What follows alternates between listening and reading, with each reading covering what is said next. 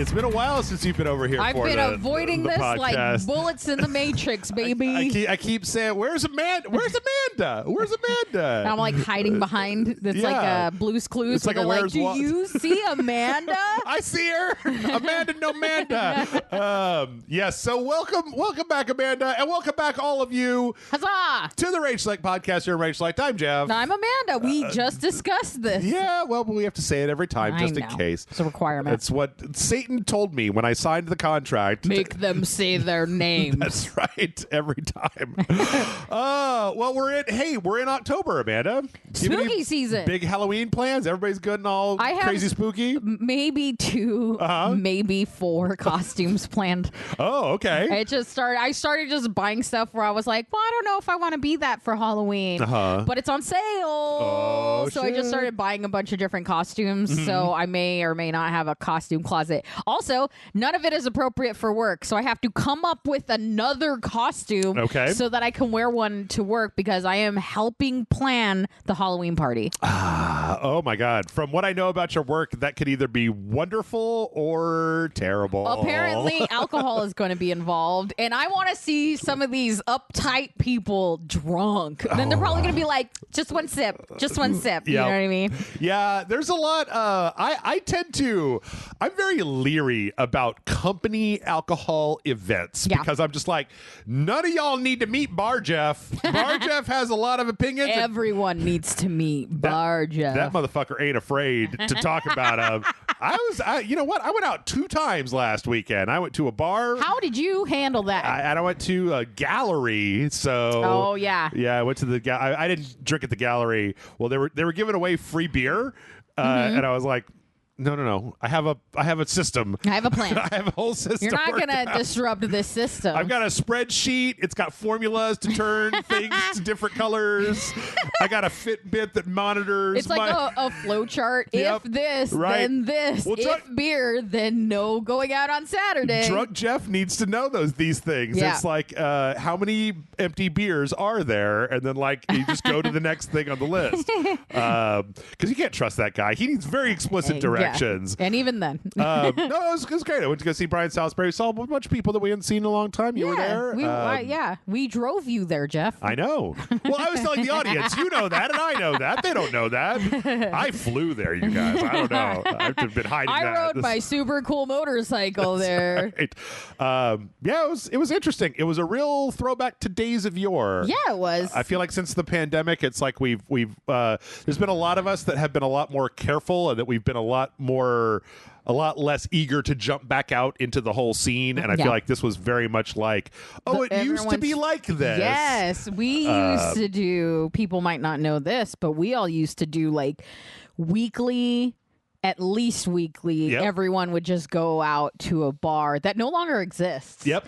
But we would all go out to a bar and just hang out. And so after that bar went under construction, and we all kind of stopped hanging out regularly, and then it just started like more distance kept coming between us, and more distance kept like all of us. And there was a lot of factionalization. I mean, the thing is, we all used to work for the same place, right? And then suddenly we all worked for different places, right? So schedules were different. People moved to different parts of town. They started having children and all kinds of crazy stuff. Yeah, everyone got older and started going to bed at 9 p.m. and stuff. Oh man, I've been going to bed at I've had this horrible vertigo all week, and it's mostly gone now.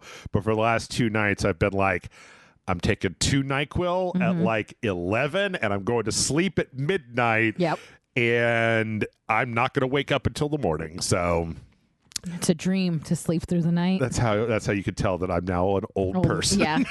And then you're like, because of the NyQuil, I slept too soundly, and I slept the wrong way. Now my back hurts. I can feel it in my hip. I was looking at it like one of the side effects of NyQuil is dizziness, and I was like, well, no, that's not gonna help. Come on, it's fine.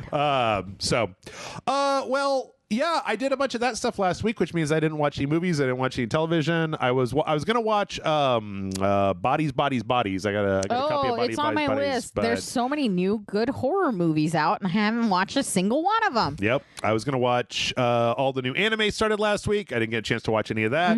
Just been busy.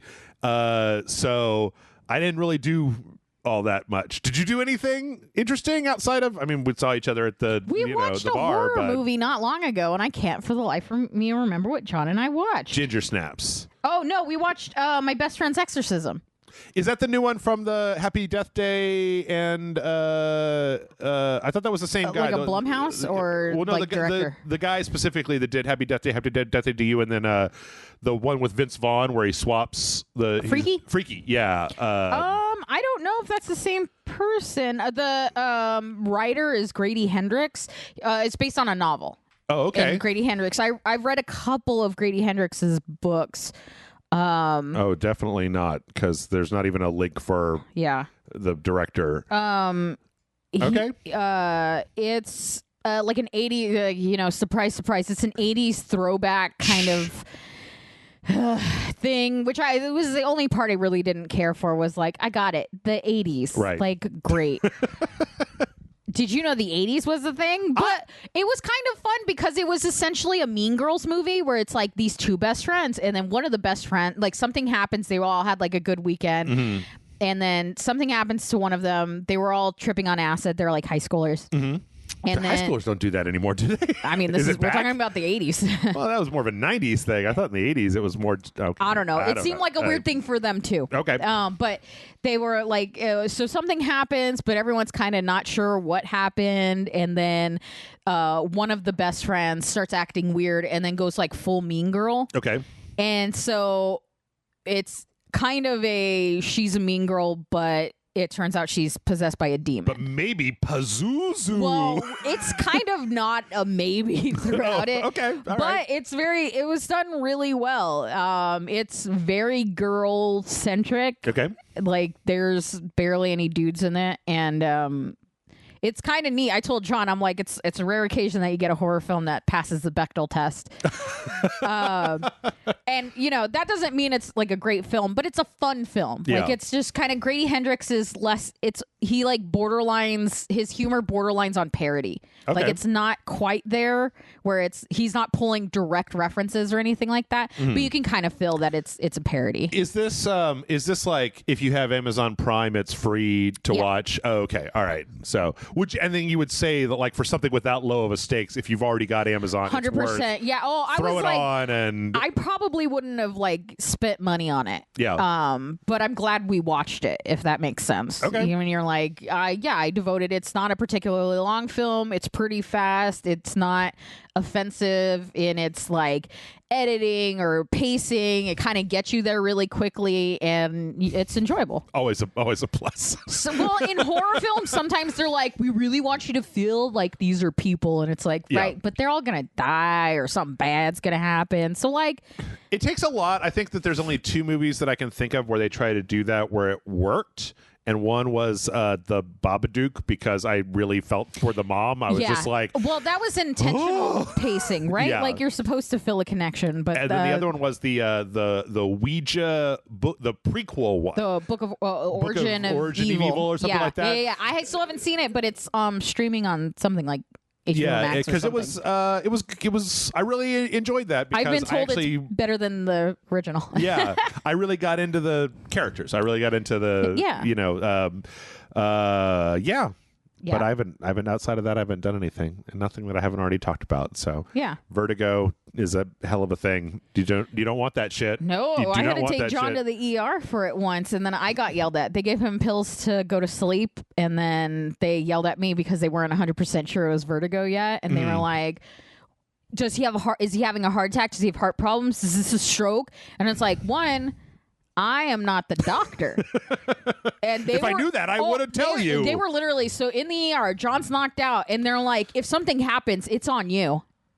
What? Yeah. Oh, I was sobbing, like texting his sister, texting my mom, just trying to get like comfort anywhere. And then John wakes up, after like the pills wear off, and they're like, "Oh, it's just vertigo, you poor baby. Like, we can send you home. Your wife can take care of you." And it's like, you guys fucking suck. Was Satan involved? Was Pazuzu there? Like, did you go? Oh yeah, it's always my fault. Holy shit! Wow, that sucks. You know what I need to watch? Sorry, we're a little off topic. Go for it. I really liked The Babysitter. I really liked that movie. Yeah. It was cheesy, but it was fun. Yeah. And then they made a prequel to it. It was like, is it a prequel? I thought it was a prequel. It's a sequel. Is it a sequel? Okay. Yeah, it's the you're talking about the McG or who is this? Yeah, I think it was McG. I like McG. All right, you guys can fucking all suck it. I don't hate him. Yeah, the second one is Babysitter Killer Queen. It follows that same kid later on. Okay. Well, like the next year or whatever. It's him and his girlfriend and their group of friends. Yeah, because that came out in 2020, and I had other things on my mind in 2020. I really liked the first one, and then I was like, yeah. What's the one in the theaters right now? Oh, it's Smile, right? Is the big thing. I really want to watch Smile. I really want to watch Pearl, but I didn't care about X. Watching X, because everyone's like, you should watch it. It's a throwback to slashers, and I was like, I don't like slashers, and they're like, but it's a throwback to slashers, and you like horror, and I don't like slashers. I think slashers are kind of lazy movies. I'm always really curious about when they release a thing and then they release the prequel to the thing, whether it's like, do you have to watch it in the order that it was released, or can you watch the prequel and then be like, oh, that's interesting, I'd like to know more, now let me check out X. Looking into it, either works for it. Okay. Do you know the history, the story behind Pearl? I mean, they were like filmed back to back, right? Or, so they had I guess they quarantined because X was filmed during quarantine. Okay. And the director and the girl Mia Goth, who plays Pearl, who plays like every character in X. Yeah. Kind of just, I guess, we're pitching the idea of the background of Pearl, and then essentially wrote it while in quarantine together, and then like filmed it simultaneously with X. So it was like all at once, and then they already announced and maybe are filming the third one. There's a third one. Okay. Yeah, interesting. Well, horror movies aren't the only movies that we have to talk about this week. Hell yeah. Because after a long time, we finally got a Nintendo Direct that was all dedicated to the Super Mario Brothers movie that is coming out. Yeah, And I really, really, really don't think that this needed to be a Nintendo Direct, because it was just like... Yeah. There was a lot of just like, oh, we're all so excited that this is happening, and here's Chris Pratt to ramble for a while. I'm excited. Are you excited, Chris? I'm excited. Oh. Are you excited? Are you excited, Jack? I am also excited. Yeah. I too am excited. And then we got our first look at it, and Amanda, what are you feeling? What are you feeling about the Super Mario? Let me start with all the positives. Okay. All right. Tell me the opening scene is essentially a war going on between I don't know the kingdoms. Like it's Bowser's Koopa Kingdom, but it's like the penguins that I don't remember. Yeah, they've shown up from time to time. I know them from, what is it, like Mario 64, Super Mario 64 or something like that. Yeah, like I remember these penguins, but I don't know specifics about them. But it is like a full-on war, and it's kind of funny and kind of delightful. Like it's not like because these penguins come out and they all start they like, just, like unleash hell, and it's just snowballs, and they just bounce off Bowser, who's and then like that great all reaction flames. shot where they're all like, there's the music going and they're all throwing the stuff, and they got catapults, and then it just shows Bowser just standing there with the stuff just and like the king penguin is like, that's only a fraction of our power, and it's like that's adorable. Yep.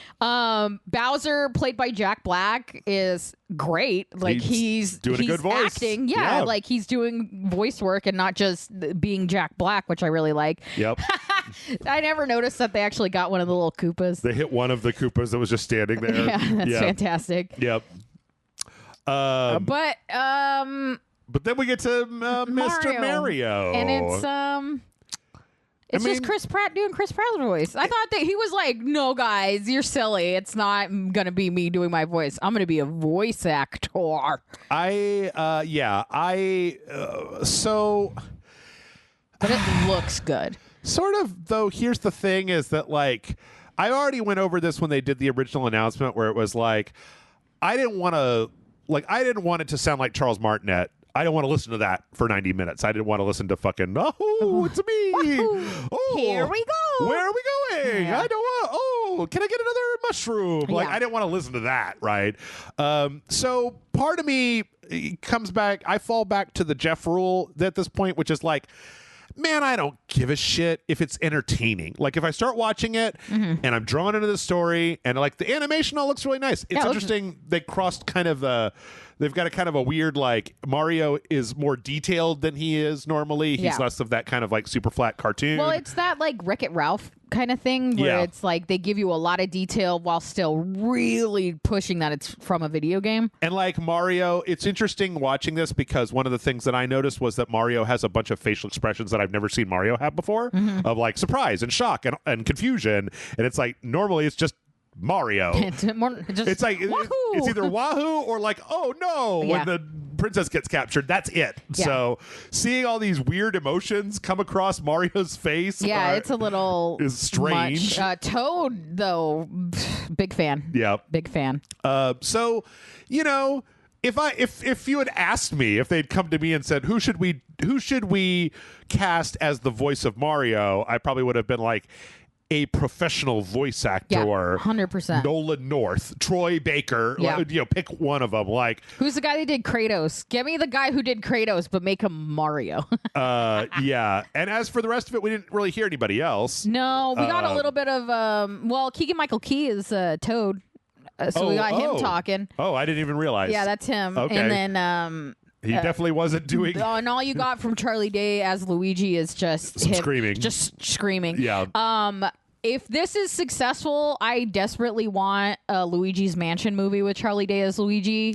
Because sure. Yes. I mean, why not? And obviously there has to be a Wario Waluigi tease at the end of this one, right? Oh yeah, like it's the after credits. It has to be. Yeah.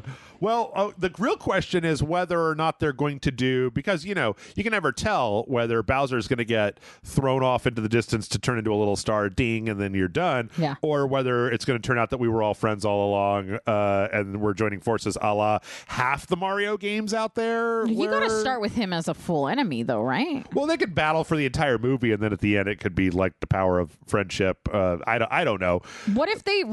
Never mind. I mean, the thing is I'm literally rewriting the script because I'm like, what if Mario and Peach like get together and then she's like, if you want to get with me, you have to defeat my 7 evil Koopa Kid exes, and then it's just Scott Pilgrim versus the world, except it's Mario versus all the Koopa Kids. Oh God! Because I'm into it. I just pitched it. Nintendo, call me. The other thing that irritates me a little bit, even though I know it shouldn't, is that Bowser's like ship is just like Bowser's level from the game floating around. It's just like a big lava. Didn't he have a train in some of these games? Why don't you put him on a train? Well, as an old man who was big into Super Mario Brothers 3, I liked the big goofy wooden airships that they had. I forgot that had, like, about the screws and little cannons on them. And I think that would be great for something like this, where it's kind of flying through the air, but then you couldn't have all the lava.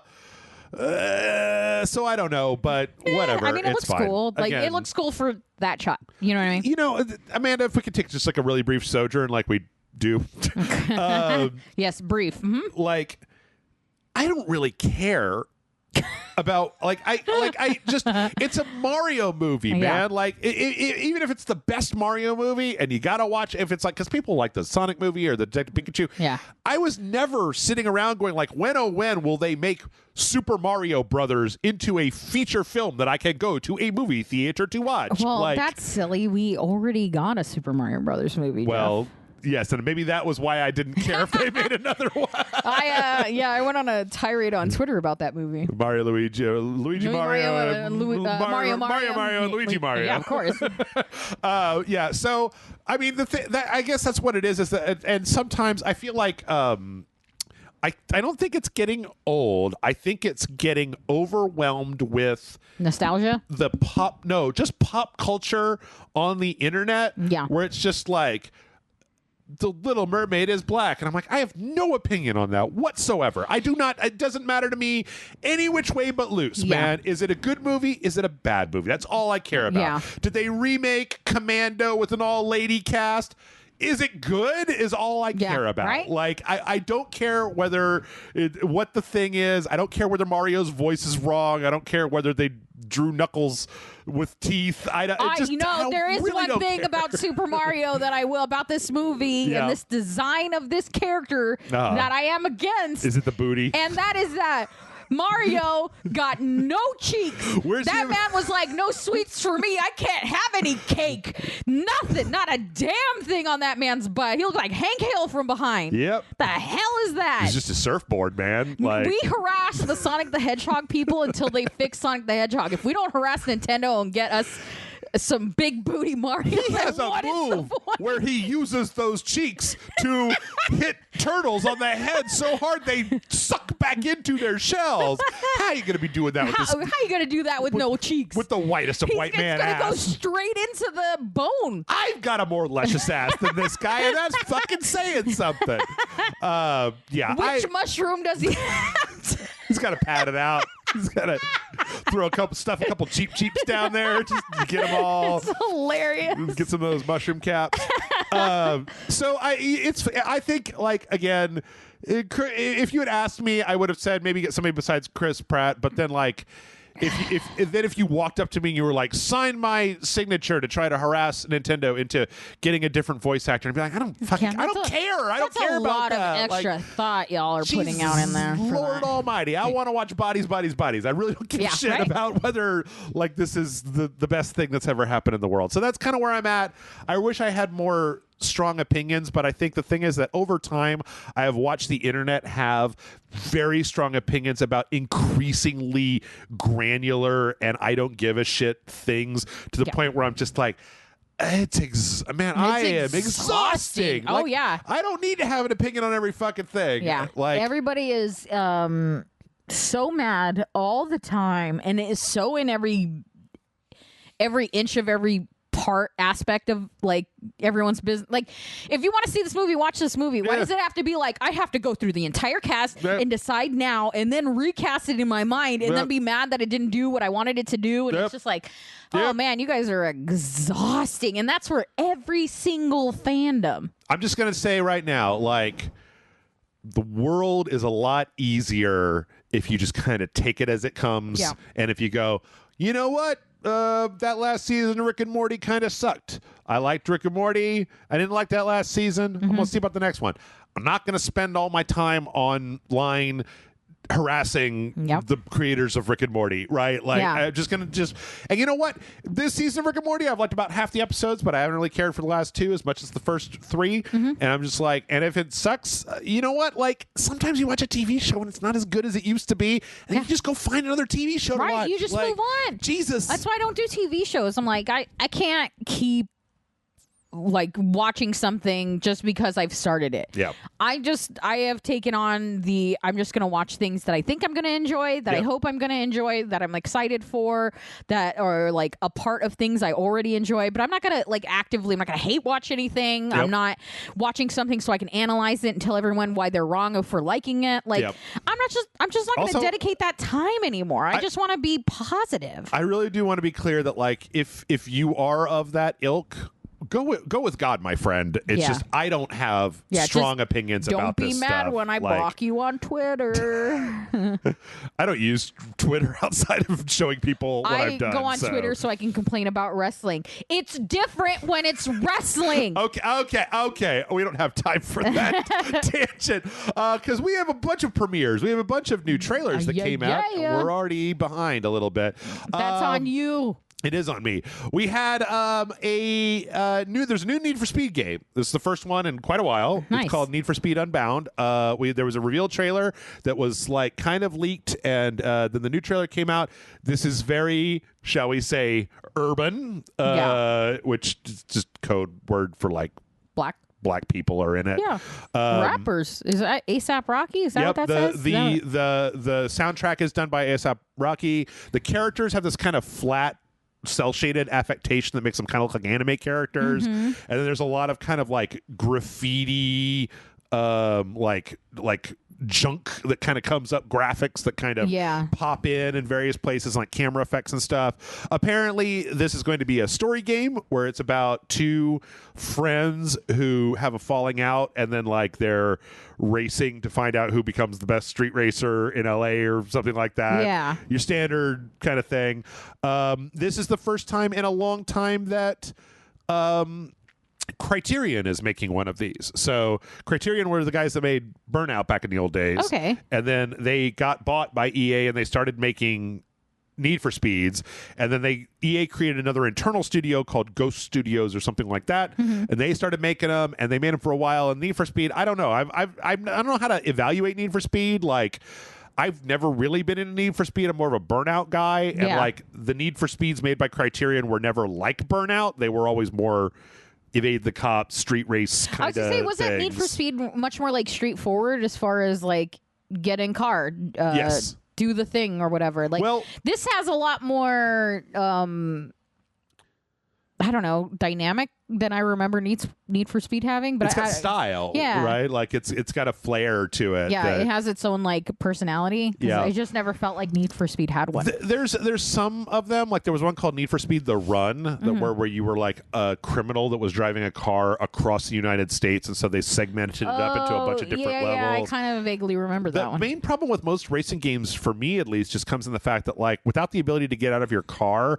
you can only interact with the world via car, and so the world feels smaller because you can only do car. Yeah, like this looks really nice though. Like the look of it is very striking. I actually really like the graffiti look to it. The people kind of stand out because the cars aren't cel shaded, right? But like the little graphics that come off of it, the smoke that comes out from under the tires are all much more stylized. Yeah.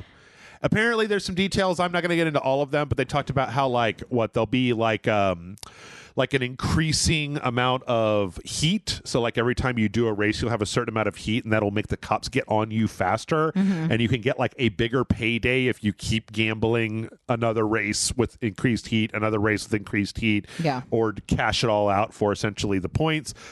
This is going to be one of the first ones where you can play it entirely, or first one in a while where you can play it entirely offline. I don't really know yet because this trailer is it's a style trailer. It's hard to see what's game and what's not. Too. Yeah, they're not showing like, because a lot of the newer Need for Speeds were that they had that whole like, oh, you're just driving around, then you pull up to this light, you click in the left stick, and now you're in an online race against your buddies. Gross. Type of thing. I mean, I don't know. I think that's what people who play these sorts of games are into. Oh, I get it. I just hate online gameplay at this point. So. Yeah. I don't know. I'm much more interested in the story because it'll be one of two things. It'll either be wonderful or it'll be so bad that it's hilariously embarrassing and wonderful to do a video for. I'm into it. Like either whenever way. We have the Forza Horizon and you pull up and they're just like, hey, player, welcome to the Horizon Festival. We're going to do all these things. But yeah, I don't know. This came out today, same day as the Mario trailer on Thursday. Looks good. I mean, I don't know. Give it a shot. Yeah. See what happens. And I think, I don't remember if there was a release date. December. It's coming out in December. This year, December? Wow. Well, it's been a long time, and they've been working on this for a long time. So I think that they finally just got like, we're just going to keep it under wraps until it's ready, and then we're just going to like, bam, put it out. That's the smartest thing to do. Which I think is way, way better. Yep. And then we got a third trailer. Look at us. Spoiled. Yeah, big trailer day. Dead Space put out a gameplay trailer. So we've been seeing a lot of like kind of style stuff. This is the Dead Space remake. There was a teaser. This one actually showed action.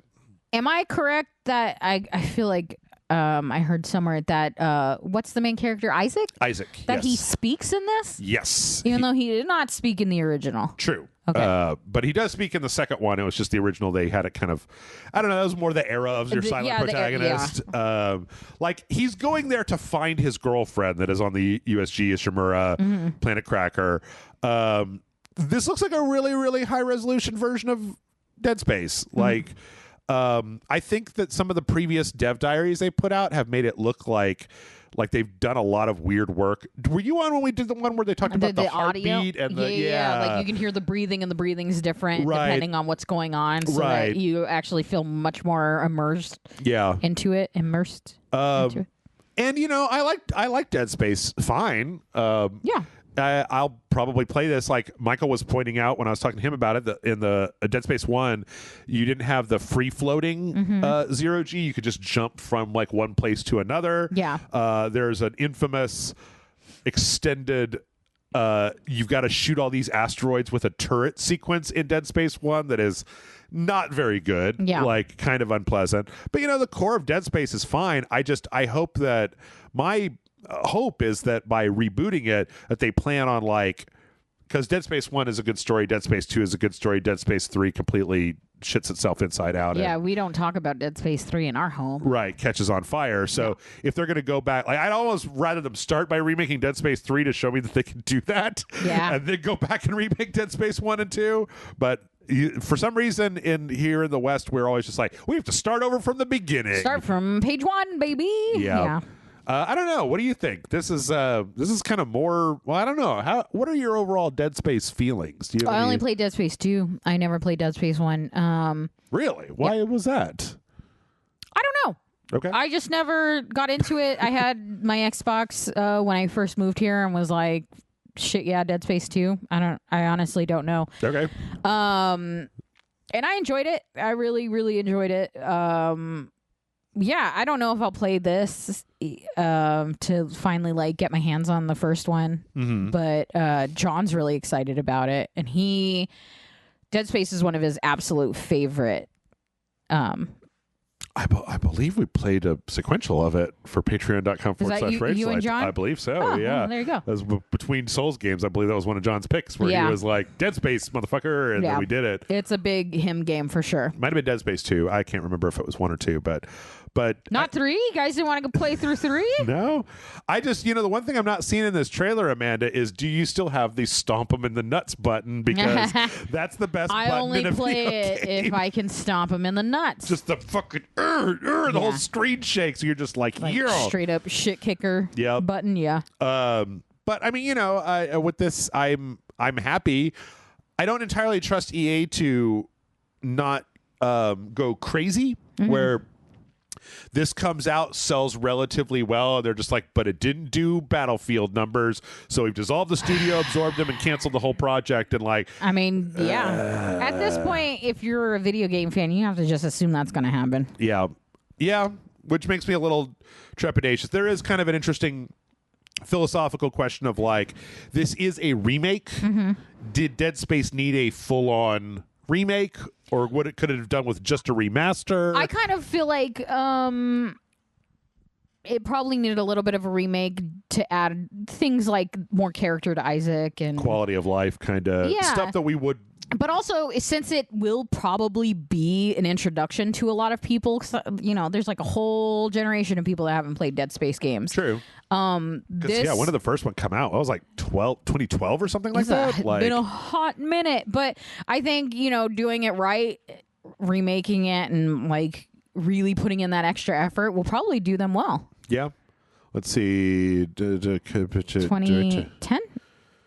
2008?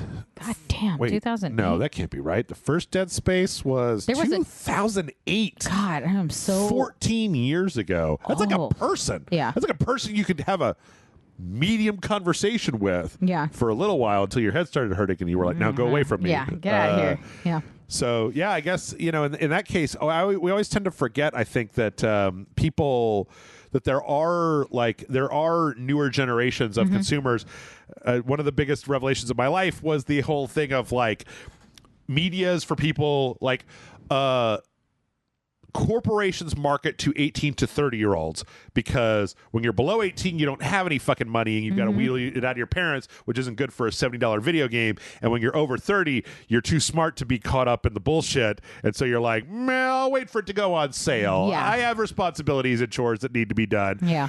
So, that window people leave that window and new people come in, and you could just sell them the game that came out 14 years ago for the first time. Like, yeah, there are 14-year-olds in this world that have not seen Dead Space 1. They were too young before. Parents wouldn't let them. Yeah. And now they're all like 14 and they're getting into like horror movies. They saw The Thing and they're just like, ooh. And their friends were like, oh, you got to play Dead Space. They're uncles. They're 40-year-old uncles who don't like, have kids. Dead Space was fantastic. Come over here, kid. Back in my day. Yeah, God. You ever played a game with a dedicated stomp them in the nuts button? Because you ain't lived until you done that. That's hilarious. One of the other things they talked about here, there was a lot of details, but one of the big things that stood out to me was that this, like, God of War 2018 or whatever, will be one continuous shot. Like the camera will never cut. It will just move around into cutscenes and then back out behind your character, but it will never like chop off unless you know, like save and reload, obviously. Yeah. But like that it's made to not cut between scenes. That's cool. With this one huge I didn't shot. really think about that, but that's cool. Yep. Lots of games do that. Yeah, God of War did that, where there was like no loading screens, and it would just kind of zoom in to a place and zoom back out, and then you would do a thing, and then the camera would push from the gameplay into a cut scene. It wouldn't cut in the cut scene; it would just kind of rotate around, and then you know, remember Mortal whoosh. Kombat? The newer ones do that, where you're like in the middle of the thing, and they're like, "Well, I guess we have to fight," and then it just pulls back, and now you're on the fight screen. That's MK9. Kinda, yeah. Yep. That was kind of neat. That was cool stuff. Yeah. So, but yeah, it looks good. Looks nice and high res. There's a couple parts where the blood looks a little redder than I would like it to, because it doesn't. It's a little bit more Kool-Aid than I would prefer, but you know. I wonder if that's just for the trailer though, because you know, like that has to reach more eyes than what the actual game is going to reach. Does that make sense? Yeah. So they're like, we'll make it a little cartoony so that when it gets played, it's not going to get like age gated. You could definitely see though, so we can get the youngest possible audience that be spooky scared. That they're doing a lot with like the lighting engine, right? Yeah. Like all the ray tracing stuff, right? Between the psychokinetic powers and like shooting the guns and just this kind of darkness and lights and stuff. I feel like we're in a really, really good, cool era of lighting. So, so yeah. Dead Space. And those were our big 3 trailers. We had 3 big trailers. Yeah. 1 movie, 1 and 2 games. So, that's the good news.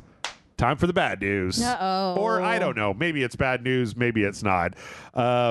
This is just vindication for everyone. It's too bad that companies can't be petty, because I feel like if companies could be petty, this wouldn't have happened. They would be like, you all thought we were going to shut down Stadia, but we ran it at a loss for 25 years because go fuck yourself. Yeah. But nope. Stadia... throw it on the fire of dead Google products. It's getting shut down in January of next year. Aww. Yep. Hey, I will say one thing that is very nice. Apparently, Google specifically will refund you every dollar that you spent on their service, on that service. So I need to look into it myself because I actually had their Ultimate service and I played a few things on there. But yeah, outside of that one good thing, I mean, like, who the fuck didn't see this coming? Yeah. Like, I think that you have to look at Epic and, like, look what it takes to muscle your way into the video game industry. Yeah. It takes being a billion-dollar company willing to waste hundreds of millions of dollars to just be like, we are buying our way into this. And Google was like, what if you played video games, but then sometimes the controls didn't work quite right, and sometimes the screen got all weird, like when your thing doesn't buffer right on YouTube, but you still had to pay $60 for the games, and it mostly went through Chromecast to your TV. Yeah. Like, and then they had the subscription service, but it wasn't really full of that much interesting stuff. Like, it was all older stuff, or like the newer stuff they would never put on their subscription service, and the older stuff I already owned, or it was on like Game Pass, right? Or Epic was giving it away for free. Yeah. You know, it'd be like, oh, do you want to spend $60 for Red Dead Redemption 2 on Google Stadia? Or do you just want to have it because it's the free game on the Epic Game Store this week? Yeah, it's a little disappointing. Yeah. I think that I still think that there's a lot of weird integration that nobody is taking advantage of, like where because like Amazon Luna, well, no, Google Stadia talked about basically the idea of being able to stream a game on YouTube, right? Mm-hmm. And then like there were two interesting things about it. One, you wouldn't have to do video capture, right? Because it's already streaming the video. So if you just stream that video to my monitor, but also all the people watching, right? Yeah. You wouldn't have to compress it. You would be getting the exact same uncompressed thing, like maybe with a separate audio track that I have added onto it. And two, that also means that like technically speaking, you could have somebody that was watching who were just like, man, this guy doesn't know what the fuck he's doing. I'm going to go live and I'm going to pick up the game from this state, clone it onto another server and start running it myself. Yeah. The main problem is just that all this technology was too new and it required a cash buy-in Yeah. for people who, I mean, quite honestly, over the last, like, I think Google Stadia started in 2019, and it was like, you know, in 2020, everybody was locked inside, but like, they wanted Animal Crossing, not like a weird streaming version of Hitman. So yeah, they never invested enough. I know there were like 3. This also always comes off. Google does it a lot, where it comes off like a bunch of grown ass adults being like, you know what kids want, and they're like dead wrong every time. Yep. Because I think there were like 3 games, like 3 exclusives, but you need way more than that. Like you need a lot of exclusives, and or it literally has to be like the exclusive of the year exclusive. Like if you're gonna have only a few. I bought the controller. The Stadia controller, it took forever to get. It took like 2 weeks of backlog through like Best Buy or something like that. Yeah. It was just not a very good service, and like that's the problem. Is like the Xbox version of that, xCloud is doing very well, but it's bundled with Game Pass. Yeah. Like you get a shitload of stuff to try on it. Like you have to prove that works. Like I actually got Stadia and I bought full $60 a second copy of Cyberpunk 2077 because I was like, I don't really have a computer that'll run this, but hey, I should be able to get access to a computer that has ray traced lighting and all these like fancy new cards. Yeah. Because I signed up for Google Stadia. They didn't have it. They didn't have the high end cards to run it, and it was like, well, then what the fuck is the point? Yeah. Right? Like I'm running Cyberpunk 2077 on a medium grade PC. I've got a PS5. It'll already do that. Yeah. You know? So they never, and then they did that bad corporate thing where like, so it didn't take off for them. So then they stopped investing money in it, and they stopped like buying out exclusives to put on there for like 6 months. And so, well, then it was just like even more. Yeah. No reason. Even less of a reason to try it out. But the other part of this particular story is that, well, first off, we all get to have a wonderful, wonderful laugh because we get to go back to when they announced this, and they were really adamant about assuring all of us we're not going to it's going to be, we're fully invested. We're not going to turn it off if things go wrong, blah, blah, blah, blah. It's 3 years and it's off. But the other thing is that they didn't tell anybody. Like they just like flipped the switch. Well, it's off now. It's not off. It's going to be on until January of next year. Okay. But the thing is that they didn't tell anybody that they were terminating the service. And like I don't know how to feel about this because on the one hand, like if you told, you know, an indie developer that you were going to be terminating the CA service, they would leak that shit like right away. Like it would be better for them to get eyes on their project, by leaking that news as a big, like, I'm going to get this on the internet, it's going to be viral, and then people are going to have their eyes on my thing. Yeah. But also it sucks, right? Because like everybody's scrambling. There's a bunch of indie developers out there that are talking about like where we were in the last 3 months of getting our game all set up to launch on Stadia, and like now it's gone. We're talking about people who are launching like only on PC and Stadia, and Google was paying them for the privilege, and they're just like, we don't even know what the status is at this point. Like we have no idea what to even do. That's stressful. Not only that, but apparently internal Google employees didn't know. Like the Stadia team, like this got done at like a really high level, and then they just like went over to marketing and they were just like, put this out immediately. God. Blah, blah, blah, blah, blah. So that's always crazy, right? Because it's like if you tell an employee, the employee's somebody's gonna leak it, but you want to keep it in, right? Like we just talked about, like you want to keep it internal, but then you have the shitty version of like, hey, everybody, we're sure you all heard the news. Right. We're going to start having some meetings. And it's like, what a horrible way to find out that you're probably losing your job or like your department's getting downsized or like. Also, I mean, this is 3 years, right? That's enough time to like, I don't know, you hang out with your friends for work. You've got like a whole team culture built up, you know, all that stuff. Like that's, so or you feel like comfortable at your job. Yeah. You know, when you start feeling like job security. Do you guys know what that feels like? Right. Like you go buy something big that you have to pay off over a number of years. Yeah. Like a car or a house or a boat or something. And then you're just like, oh, good. I'm going to default on my boat. Yep. I mean, not my boat. Not my boat. Bodie McBoatface, no. The other thing that's really interesting right now is that Bungie. So, 3 of the people who have games on Stadia, or 3 of the organizations, Bungie, IO, and Ubisoft, are all now frantically trying to figure out if there's a way to save people's save games from Stadia and migrate them, because there are, not many, but there are a few people who are like, I played Destiny 2 on Stadia for 500 hours.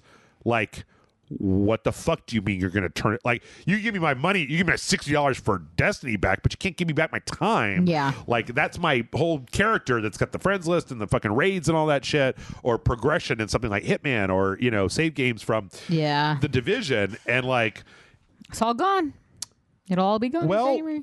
Actually, I mean, the developers think that they can probably figure something out, but the thing is that it's going to go to each individual developer. So, like, these are 3 of the big ones. Yeah, so if you're anything smaller than that, you might lose out on all your things. Because the first thing they put out on Stadia was Assassin's Creed Odyssey. That was like their beta. Yeah. And so if you're playing Assassin's Creed Valhalla, a 250 plus hour fucking Assassin's Creed game, and you're like, well, I guess I'll play it somewhere else now. And it's like, well, you have to have a system to migrate your saves off of Google servers before they shut them down and format the hard drives. Yeah.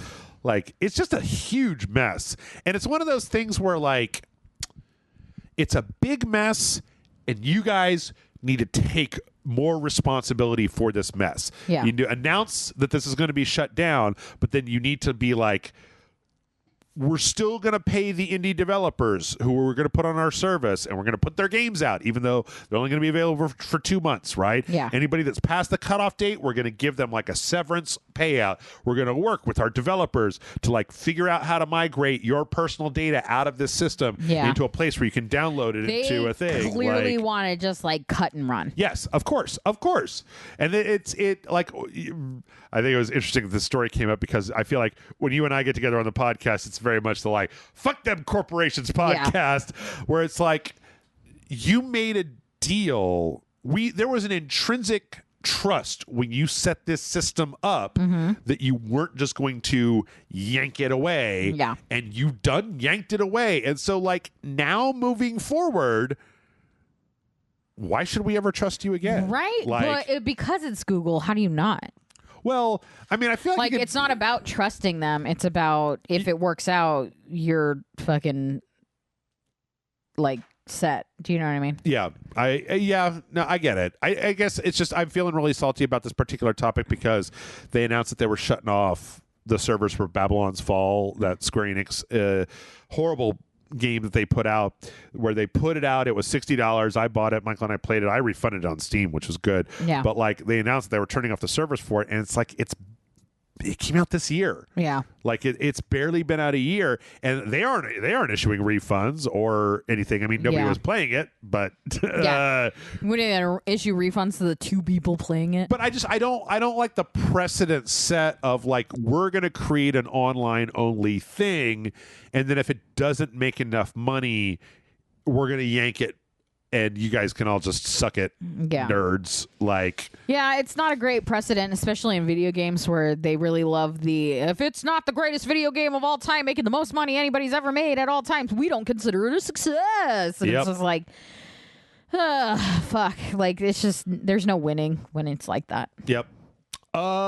Speaking of screwing people over, Speaking of no winning.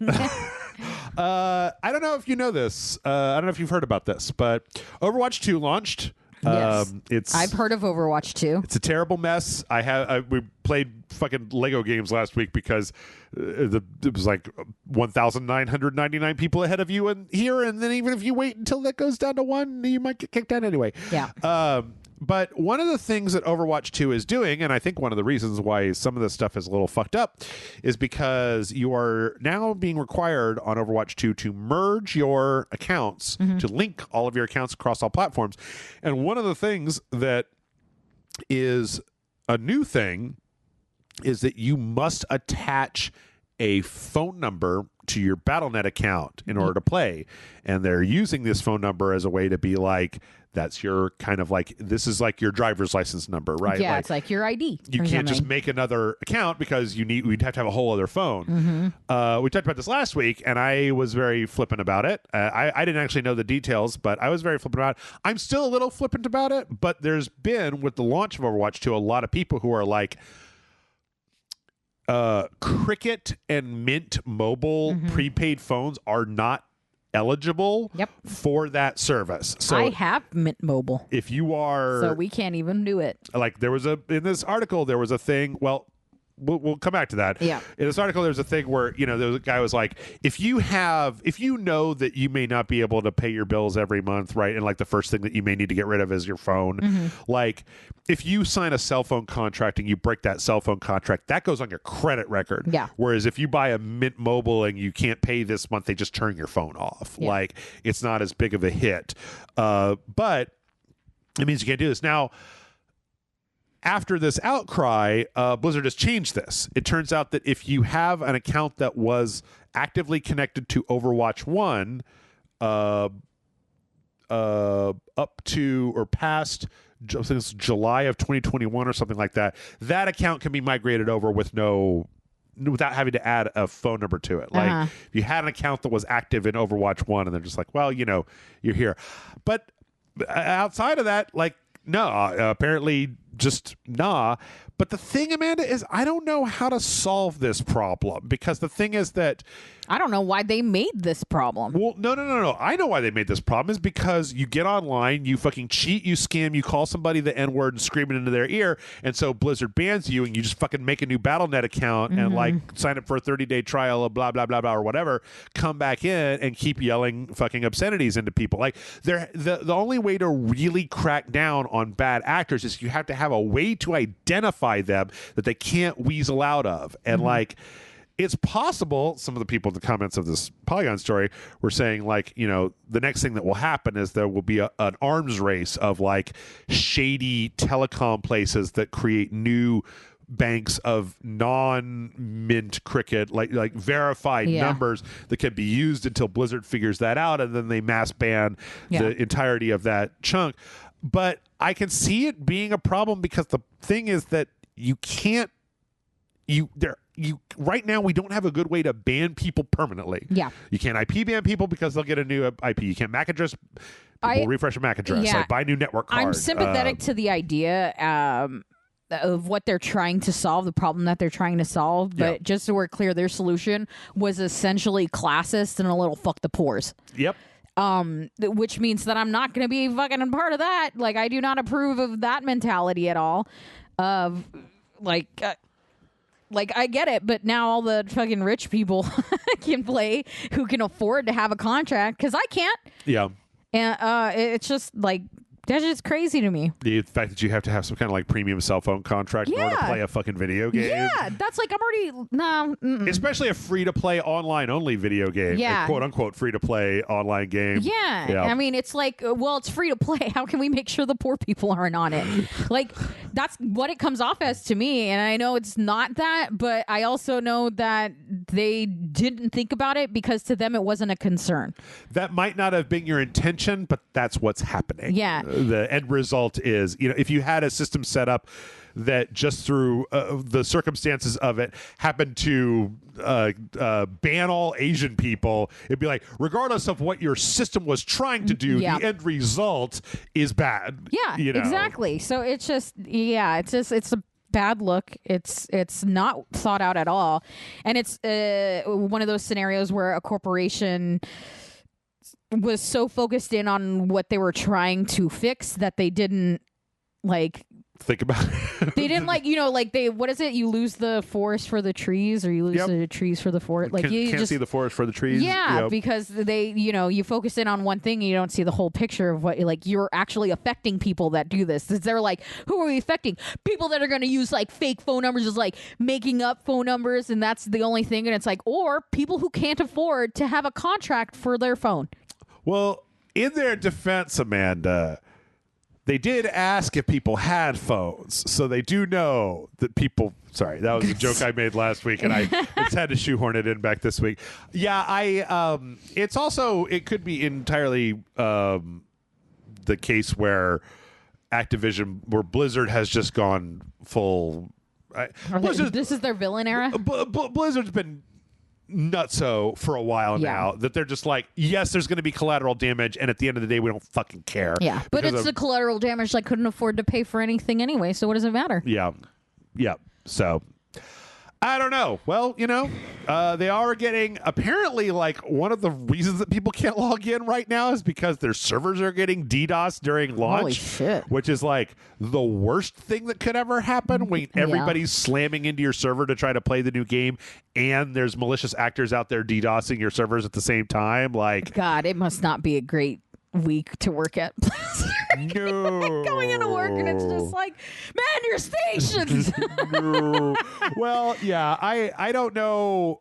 I don't know what to do about it, because on the one hand, I firmly and completely understand the idea of why would you need to spin up 3 times the normal number of servers just to have a smooth launch when normally this shit is resolved 72 hours to a week after launch, right? People crush in Black Friday sale, some of them get tired, some go back to their jobs, some do whatever, it just wears off and it just goes back to a regular thing. So why it stabilizes itself naturally. Spend the money? But on the other hand, Blizzard mostly makes online games, and this happens every time. Yes.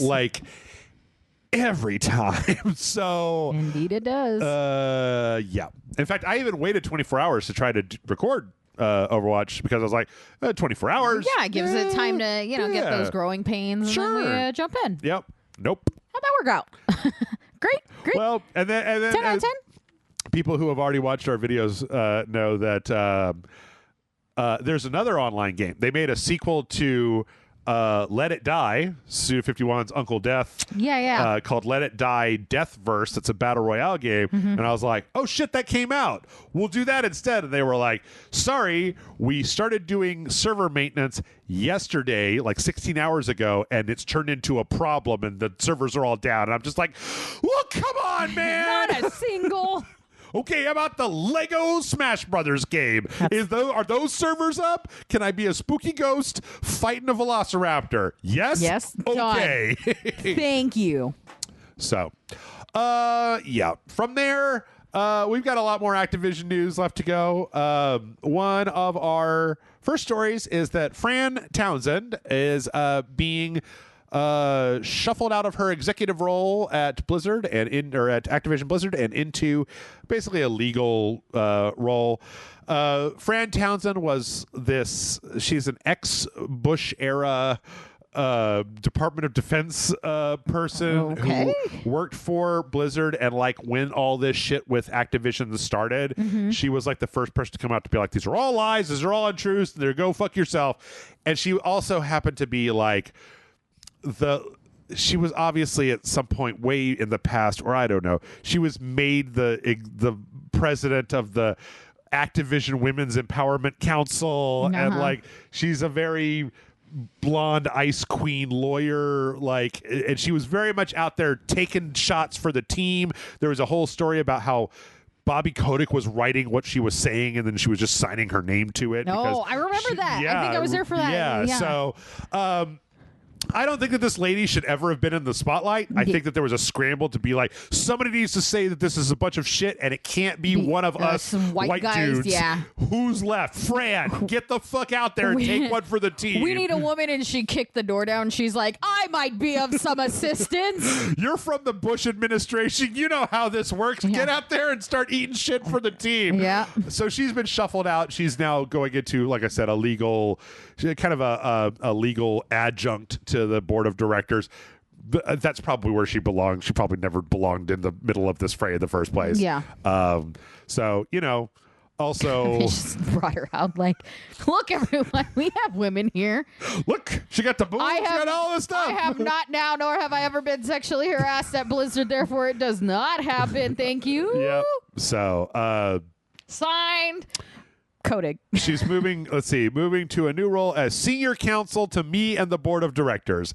I actually think that this probably also, I don't really know how these things work, but this also really, really smacks to me of like, you took one for the team, so now we're going to shuffle you over into legal where you can use your probably law degree that you have. Yeah. Or you could be the executive liaison between the legal department and here, and no one will ever fucking put your name on a Kotaku article ever again. Yeah, she looked like the kind of woman that would lose sleep over Kotaku articles. I don't know, man. Like when the internet gets all up in your sniz, like hard enough, I don't know if that anybody has the plot armor to like to withstand, you are the villain of the day on Twitter. Yeah, bullshit. That is true. Like she full deleted her Twitter, like obviously. I mean, yeah, a while back. But, oh yeah, if they were like, we're gonna make you the board of CEO, board of directors, some kind of like named figurehead, I'd be like, all right, cool, gonna go ahead and delete all my social media accounts real quick.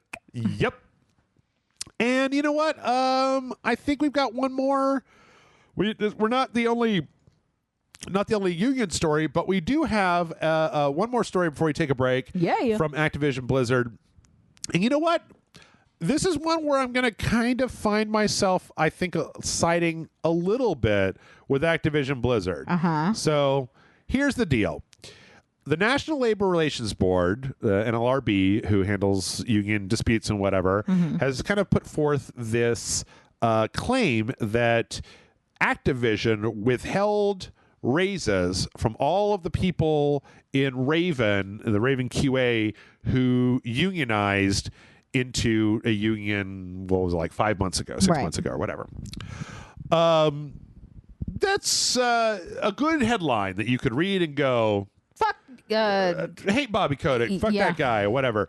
But on the other hand, I believe that when you read into this, that like the pay raises that they're talking about were given to everybody in the company who was not attempting to form a union as a way to like keep them, to try to keep them from unionizing. And then on the other hand, if you're going to hand out raises to people, I don't think it would be a good idea to hand out raises to people who next week might be in a union where you're just going to have to start this over again, because people, if you're in a union, you don't just get the same raise that all the other people get. Yeah. That's a negotiation that happens between the company and the union. You pay dues, you have to collective bargaining, all the good stuff from unions, but it probably means that when they're just passing around 5% raises, that you're not going to be on that list because you've now cordoned your payment off into a separate system of negotiation. Yeah. Also, I mean, I don't know. Whether you think it's shitty or not, I do think that Activision Blizzard probably gave a lot of those other people a pay raise because they were really angling hard to try to make the unionization vote company-wide. And if they just got done handing out 10% to everybody, and then it's like, do you really want to be dealing with these guys after a good buddy just came over and gave you their 10%? Then you might not side with the does that union not people, feel like, but tossing a little scrap to a starving dog? Like, hey man, here's a little bit of what you deserve, and you'll probably not get more because you didn't unionize, and now there's no one there to help You know what I mean? Like, it's more than pay. Like, unions are all about more than pay. I also think, though, I kind of try to remember this, Amanda, when you're dealing with the levels a lot of times that they're dealing with, that you're dealing with levels where people...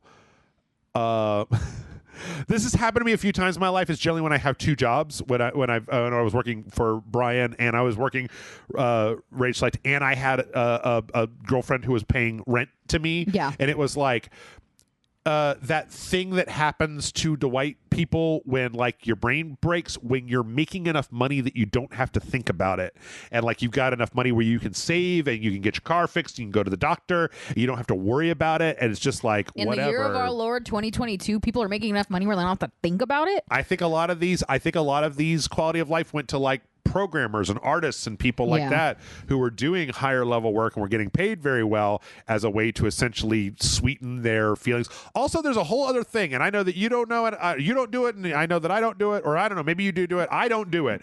People get emotionally involved with the companies that they work for. They have feelings about companies.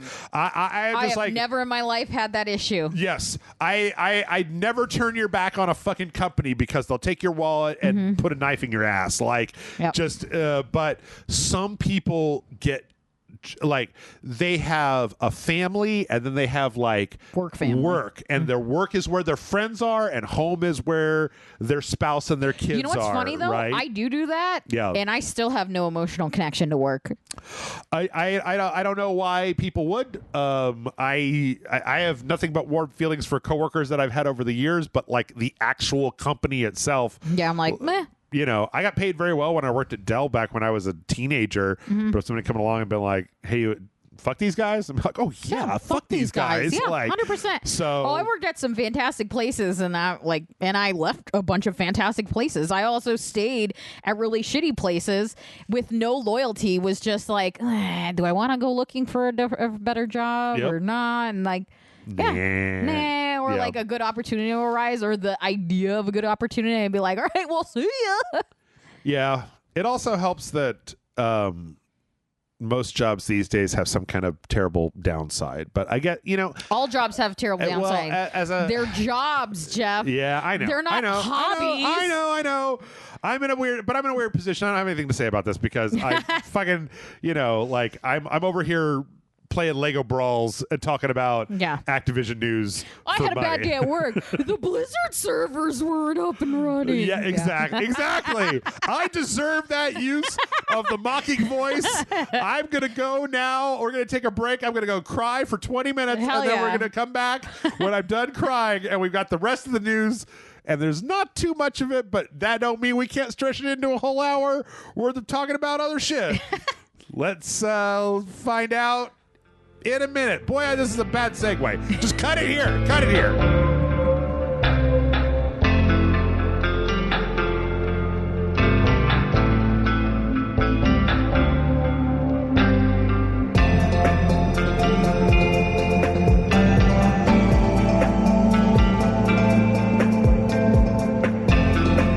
And we're back. Are you done crying, Jeff? I am. It was, it takes a lot out of you. Sometimes you just gotta cry it out when nobody's around. Like, I'm allowed to have big emotions. Okay, listen. I've been on the internet for a long time. Having a lot of feelings. Chris Pratt is Mario. I don't know what's going on. Yes, we're back, and we have some more a mild amount of corporate bullshittery left to go through. Nice. So, first up, I don't know if this is an actual I don't know. This is kind of a weird article that I read on Polygon called "Bad Twitch Policies Are Inspiring Streamers to Work Together." Sounds like it's bad Twitch policies unionizes. Well, so it's along those lines. They're talking about, because the big thing last week, right, was that they changed the revenue split, right, so that now even the big partnered streamers get 70-30 up to the first 100,000, and then they get 50-50 after that. I since read that there had been a movement amongst the larger Twitch streamers to be like, everybody should get a 70-30 split. Yeah, everybody should get an equal split. And Twitch was like, you think so, huh? Well, now you get the bad one. Yeah. And this article was kind of interesting. It kind of talked about how there was a movement that they did with trying to get gambling, let's some of the more overt gambling streams taken off the side. Yeah. And it was done by a bunch of larger streamers basically saying that they were just going to boycott if some action wasn't taken. And this whole article is kind of interesting because it talks a little bit more about like kind of what we were talking about before, but the idea that I found it really interesting, and it's probably a lot of it has to do with my own personal predilections, but the idea that like we now live in an era where streaming is a job. Yeah. Like it is a profession. Yeah. And if it is a profession, it means that there are employers and employees. And whenever there are employers and employees, there will eventually become conflict between those two groups. And so what do the employees do to essentially assert their will in a more powerful way over their employer? Yeah. And this talked kind of about like, well, you would probably never create like a full-on streamer union. You could take collective action where you basically said like, hey, go fuck yourself. We're going to leave. And I think that I kind of wanted to just put this on because I think that it might be something. I think that it might be time to. I think that we might be looking at a kind of a weird sea change into an era where we realize that like, YouTubers and streamers and podcasters and things like this. A lot of that started as like side stuff, but then it's like, no, this is a job because I am really sensitive to the idea that there's a lot of YouTubers out there that just like they Icarus themselves right the fuck into the sun. Oh yeah. And like I kind of do that a little bit, but over the years there are a number of times. You found that like perfect. Yeah. Just warm enough to soften that wax. And not enough to melt it. Exactly. Yeah. Just well, every so often my brain will push back to the point where it's like, no, you need to have life that is not just this. Yeah. Because especially in the early days of RageSelect, and especially when there were puppet intros, it was like... Oh, yeah. It was all day, every day. All day, every day, without a break. Without sleep. Yeah, and without sleep either. A lot of times without sleep. I remember those days. There's also kind of a suggestion here about having essentially... I didn't know this, Amanda, but did you know that the actors, the SAG-AFTRA Guild, has recently expanded their definition of actor to include influencer and like online personality type of folks. So I think that kind of makes sense because I think you have to be a part of like SAG if you're like a Guy Fieri. You know what I mean? Like you're on TV, you're giving, but he's not like playing a character necessarily beyond like host character. So like it makes sense that it would pull out into that area, that realm. It also, I think it makes a lot of sense. I mean, again, this is kind of a tangent because it's not specifically video game related news, but like, I really do think that because I started thinking about how like one of the big things with SAG-AFTRA, right, is health insurance and how like I still don't really have health insurance because it's just been so long and there's you can buy Obamacare, but like if you're just eking out profit like RageSelect does, there's not an extra $400 a month to dump into a crap plan, a bad plan, right? That barely covers anything. So just the idea that it's like, as these jobs with no precedent become more common, I think we're going to have to look at this harder. And I also think that it would make sense to be able to be like, can you imagine what it would be like if Markiplier and Jacksepticeye and all the big like YouTube guys were like, we demand that you tell people exactly what is age restricting their videos. Yeah. Like that is our demand. And until that happens, we are basically going to take our millions of daily views off of this website and just, you can go fuck yourself. We're going to strike essentially to do this because I mean, like the RageSelect podcast, this podcast has just like 3 weeks ago, every one of them is now limited. Because we swear and we do stuff. And it used to be like whenever I do a YouTube video, I just say like harsh language, the end. And it that doesn't necessarily automatically strike you, but something about the algorithm has started like finding the naughty bits. Well, and ever since that controversy where people noticed that they were getting age restricted, but like Markiplier was doing essentially the same content. Yes. And not getting age restricted. And once people started noticing that, it becomes like almost punishment that they were like, well, then everybody's age restricted. You're all doing it. It's the Twitch solution, right? It's 100% that. It's like, and it's instead of loosening the regulations for everyone, we're going to tighten it for everyone. Yeah. And they refuse to, like, both YouTube and Twitch refuse to really add humans to their algorithm. Yes. Like, they very much are like, we have a computer that'll tell us when you're doing wrong, and that's that. And we're never going to have any actual logic or comprehension or context to anything. It's always just if the binary system that we have created decides that you are not that you are not worthy of whatever we've decided you're worthy of, then that's that. And they've never blinked. YouTube's never blinked from it, and Twitch will not either. I doubt they ever will. And I just wonder whether we might eventually, with kind of the growing overall labor rights movement that I feel like we're seeing happen in, Amazon and Starbucks and Activision Blizzard, that we're starting to see, like, I think as we see more positive union formation, that we might be getting into a place where people finally just go like, hey man, like, no, you got to give us some consideration. It can't just be like it's an infinite black box where we have no say on what happens, and also what happens is completely arbitrary. Yeah. And we never even know ahead of time. They shut down Stadia without a moment's notice, kind of thing.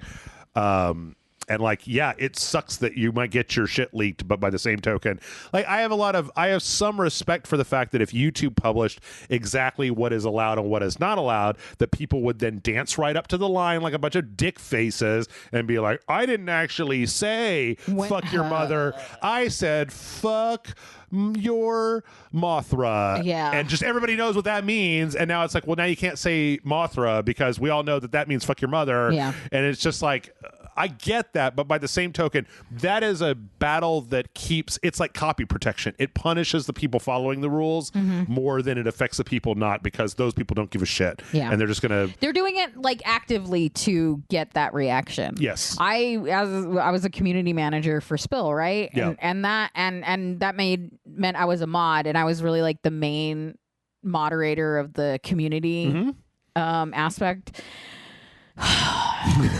I didn't say that. Every fucking day. It was an argument with somebody. And because of the way that the website was built out, it was never a clean cut, like, well, then, like, you're banned, you're not banned, we're not going to have a discussion. Like, everything was open to discussion. Sure. Which meant that I was constantly having people like, you took this picture down and it wasn't even that bad. It wasn't, nothing in your rules and regulations specifically says I can't post this, that, or the other. And it's like, that it was borderline pornography, sir. I'm allowed to delete that, and there's no way. We have, like, sponsors on our website. There's no way that's okay. Yep. Well, but you couldn't see. It was the suggestion of. It's like, why? What is this argument? You're literally only doing it so that we can have this conversation right now. Yep. Yep. Right? Constantly. Every single. It was the worst part of my job, and I really liked that job. I hated all of you, though. All of you. I used to argue with people on RageSelect back in the old days. I don't anymore. Yeah, I don't right. care. Like, can you imagine now if I did that same job now? No. Like, nothing would. Either everyone would be banned because it'd be like, oh, I'm not going to argue with you. Bye. Yeah. Or like everything would go through because I'd be like, oh, I don't give a shit. Like, fine. You guys want it? There. The website looks like trash. Yep. Good. You guys did it because you thought you were being cute. Congratulations. It's 8-coon. Yeah. Basically. All right. Well, in other unionization / corporate fuckery ? News, we got an update from this one guy who got let go from Nintendo. And there's a whole saga about this where there's this guy and he is like trying to get the NLRB on his side. And basically the story goes like this. Apparently in a big company meeting of some sort, he asked specifically Doug Bowser about his general thoughts on the overall unionization trend in the industry. Shortly thereafter, he was let go from Nintendo of America. He says, I was let go because I asked about unions. And Nintendo of America says he was let go because he leaked internal information to other people. And I mean, if they have proof for that, that's hilarious. the thing about this is that we have had some whispers of shit from Nintendo over the years, especially in the North American offices. There's a whole history of some real janky bad stuff, especially when it comes to contractors. Yeah, for sure. On the other hand, like, one of the things that this guy wants is an apology letter from Doug Bowser, and that makes me think that maybe you were a shit and you're hiding behind, maybe you're doing kind of the thing that we were just talking about, where like you kind of crossed over the line for whatever reason. You danced right up to the line and they were like, get him the fuck out of here. And you're like, but I didn't. All I did was ask a question, kind of thing. So this has been updated a lot recently.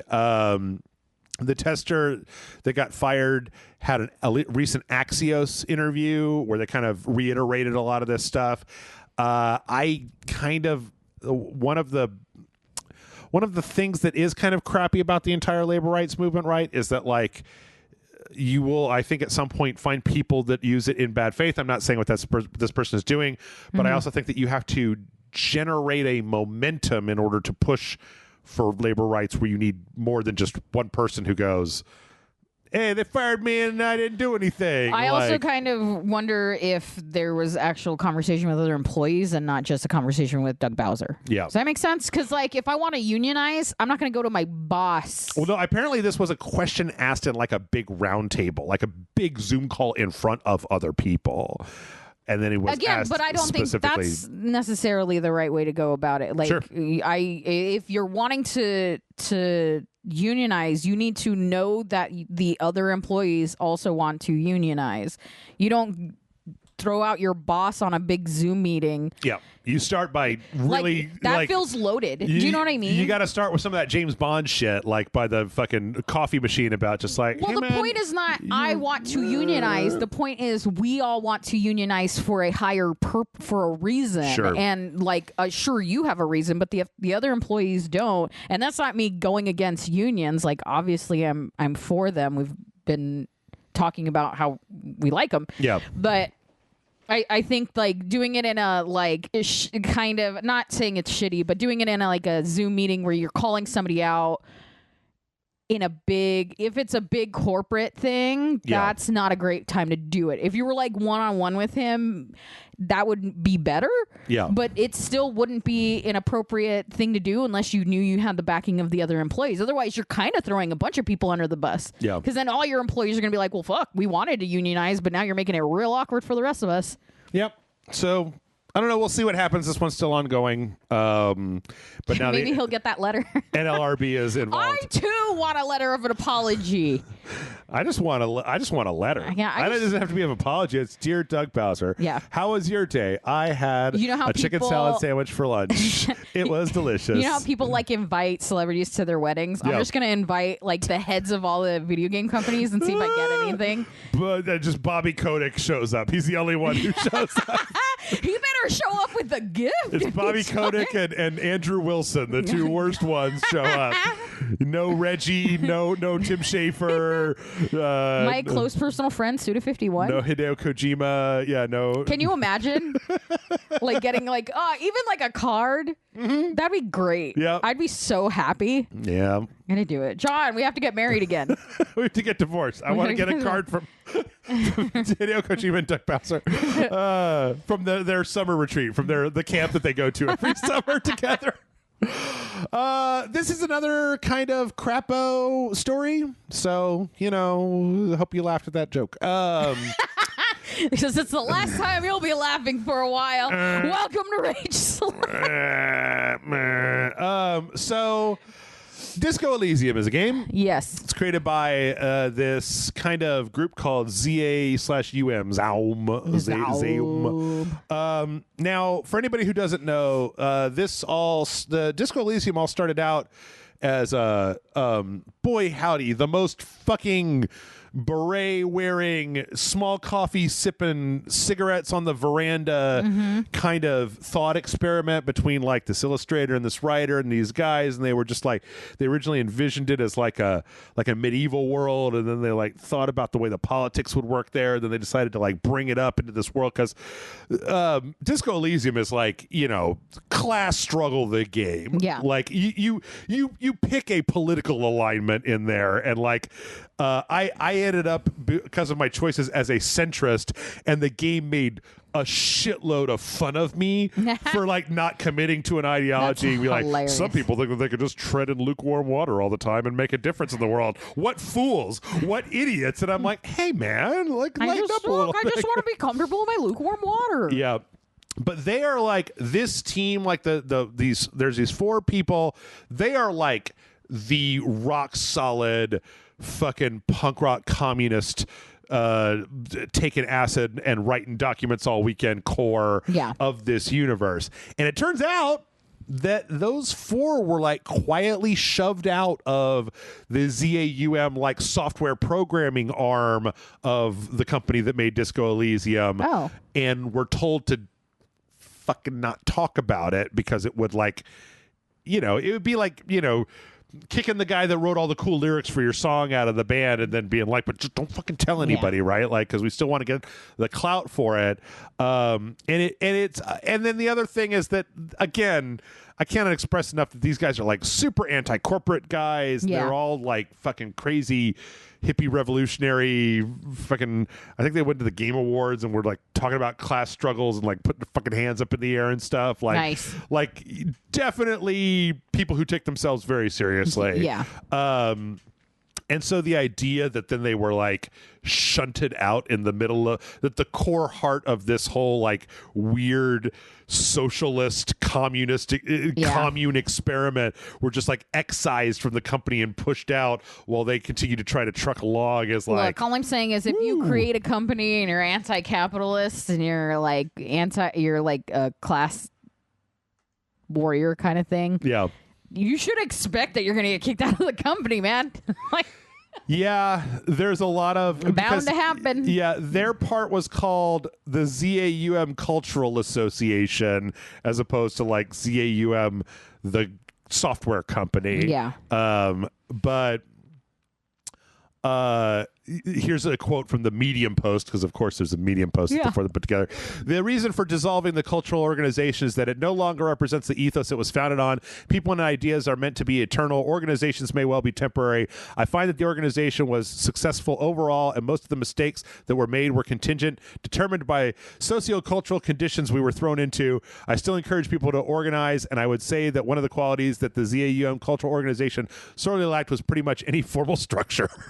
That sounds about right. I have a feeling that what happened was that there's a lot of like money that came in from this like big, huge indie darling game of the year from everybody from a few years back, and that this company really wants to push out a sequel and is like, hey, hippies, like fucking write the sequel to your communist manifesto video game. Yeah. And they're just like, well, we're not feeling it right now. Yeah. And then eventually they're just like, like the okay, act of creating a sequel to a communist manifesto in itself is anti-communist. right. And then eventually and pro-capitalist. some of the people that were running this company were just like, okay, get the fuck out of here. We're going to hire writers from the Writers Guild. Like, it's and be fine. like, you have 6 months to write a communist video game sequel for us. Yeah. Like, you guys can do whatever the fuck you want. It has been interesting. I looked a little bit at this when this got posted on Twitter of like a kind of group, because there's a lot of people. It's like Disco Elysium's like Undertale or a lot of those other games where like there are a lot of people that are fucking hardcore true believers about the whole ideology of this game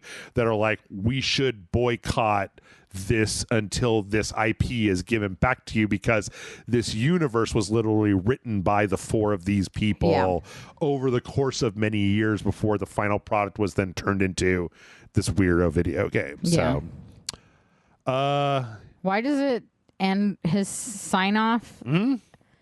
Talon Inpatient Treatment Center of Psychiatric Clinic, Ward 9. I think that this is a fictitious place in the world of Disco Elysium. Yeah, I was like, did he just make did they? Yeah, so. It's just a great sign off. Yeah. I'm going to start just adding that. Sure. It reminds me of that stuff I read online where it's just like ways to spice up normal everyday things. It's like when somebody tells you something, you just be like, as the prophecy foretold. Yes. I mean, it works. Speaking of weirdos, speaking of breaking everything, the PS5 has been jailbroken. Oh no! Opened for the first time, and people have immediately used it to install PT by Hideo Kojima and run it like you do on the PS5, even though it has no PS5 support. It has no backwards compatibility support. It also doesn't exist. delisted. It never existed. You all made it up. I have a PS4 that has that game on it. But this is early days of jailbreaking. It's like the Xbox. There was videos of people running like PS2 games on the Xbox, like the Xbox Series X, a week after it came out. Yeah. This really lend itself to that sort of thing. Yeah. This it's still very limited, but apparently they've been able, like, you can't do a huge amount with it, but you can get like certain signed PS4 code to run on it. So like one of the demonstrations with them showing like you can have like the Elden Ring and then the Elden Ring network test and the Elden Ring first alpha test that came out, like all installed simultaneously, and that they will run them. This isn't like the PSP. I'm a little I have some weirdly mixed feelings about this, because I do like it when some of the systems will get jailbroken, and that means that people can use it to do like asset digs on PS5 or PlayStation only games to see like cut content. Yeah. A lot of stuff from Bloodborne came from being able to hack into it. Yeah. On the other hand, the Sony's PSP was straight up murdered by piracy because it got jailbroken super early, and then just nobody paid for a single game on that thing ever again because it was too easy to bust open. So yeah, I feel like there was more to probably yes to the PSP failure than that. Speaking of that Kojima shit, Kojima's out there. That's a great headline. Kojima's out there on Twitter teasing. I know. I follow him. Stuff. He put out a tweet saying the answer to quote "who" at TGS will be in the next quote "where." People are pretty sure that this is just like that's Princess Peach. He is in the Mario movie. Mario doesn't even speak English. That this is the Game Awards is the last thing, because TGS was the last thing. Yeah. And these are all big buddies with Jeff Keighley. I think the Game Awards are being back in person this year, so it means you have a big crowd. Also, the Muppets will probably be there. Well, I don't think they've been since that year. I think it was the same year that Disco. Every year, if I'm not mistaken. Yeah, because Jeff Keighley's a huge Muppet fan. Okay. He's one of the heads of the Muppet Haunted Mansion. Yeah. They do the song, the Haunted Mansion song, and there's you know how in the ride they have the statues, the little busts. Yeah. He's one of the heads in it. Really? Yeah, swear to God. I didn't know that. He was like, "This is my dream come true." So yeah, it's basically just a silhouette of a blonde lady. There's some. I want you to speculate, Jeff. What do you think it is? Well, tell me. Some people have said, I don't know, because I'm not smart enough. Yeah. Some people have said they think it's Elle Fanning. How do you get Elle? It's such a vague silhouette. Like we know it's a blonde woman. Yeah, I don't know. Well, is she in something? Was she like I mean, obviously Elle Fanning's an actress, but I mean like. It's hard to say because Hideo Kojima is like one of the few people that can actually get people to keep their mouth shut. Unless what are you going to do? Get on Hideo Kojima's bad side? Unless they're Norman Reedus, because we also have a leak last week. Well, Norman Reedus talked in an interview about casting for Death Stranding 2. Last year there was an industry insider on Reset Era named Dust Golem, who's been pretty on the money with horror stuff, who basically leaked that, like, yes, Death Stranding 2 is a thing. It has a code name. That code name is Ocean, which actually makes a lot of sense with Death Stranding because of the whole Ocean of the Dead kind of thing. Yeah. So it could be Death Stranding 2. Ooh. It could be Death Stranding 2. I actually don't especially want to play a Death Stranding 2. I thought Death Stranding was a good one and done, but you don't think that you could do more within that world that's not necessarily that game? Like maybe. a different, you know what I mean? Like maybe I don't feel like Kojima's particularly afraid of like venturing away from what the original is to give you different gameplay or a more unique story. What I want to know is there's a huge rumor that's going around that there's a guy that leaked a few months back that he's making a horror game with Margaret Qualley as the head character, taking some of the stuff that he wanted to do in Silent Hills and then making a horror game.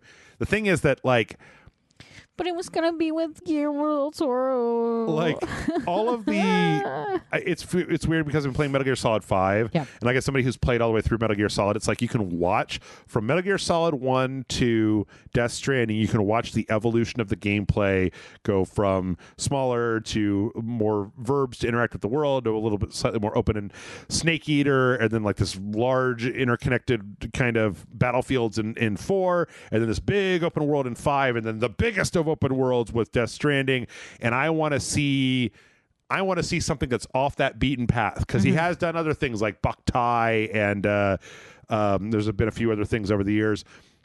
And I think Hideo Kojima is a really creative guy, and I would like to see him do something weird. That's why I think PT is so interesting, is because it's like it doesn't have any guns or vehicles or bases or any of that like logistical pornography that is in Metal Gear and even Death Stranding to a degree. Yeah. So I would like to see something that's a little bit more pulpy, a little bit more horror. Well, he seems, I think he has a good eye for horror.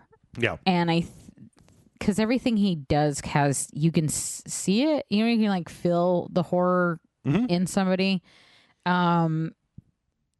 And I think part of it is that like once you add the guns, it becomes action. Yeah. So you pull it away, and then it's horror. You know what I mean? In a lot of ways, Death Stranding was very weird that Death Stranding then suddenly had action in it, like that it had shooting BTs. I kind of wonder if he was like, I gotta have him do something. Like, I mean, I don't think it would be. I wouldn't be able to recommend that game if it was just the walking and motorcycle. Right. There would have to be something else. But like, that part was always a little weird about just like, then we have these crazy Amazon delivery guys that try to take your shit. You got to shoot them with electric bolas, and we've got these weird blood cats that come out of the ground and try to take your shit. And you got to shoot them with blood bullets, and it's like, I guess, but. It's a little weird. Yeah. But I don't know. Hopefully we'll see something at the Game Awards. Hopefully it'll be spooky. Yeah, I want to see that. Also, I want to see more Margaret Qualley. I liked her in Death Stranding, and I liked her she was in Once Upon a Time in Hollywood. She was the one that put her feet out the window. Oh, yeah. Driving around with Brad Pitt. So. CD Projekt Red. How could we have a RageSelect podcast without at least one time mentioning CD Projekt Red?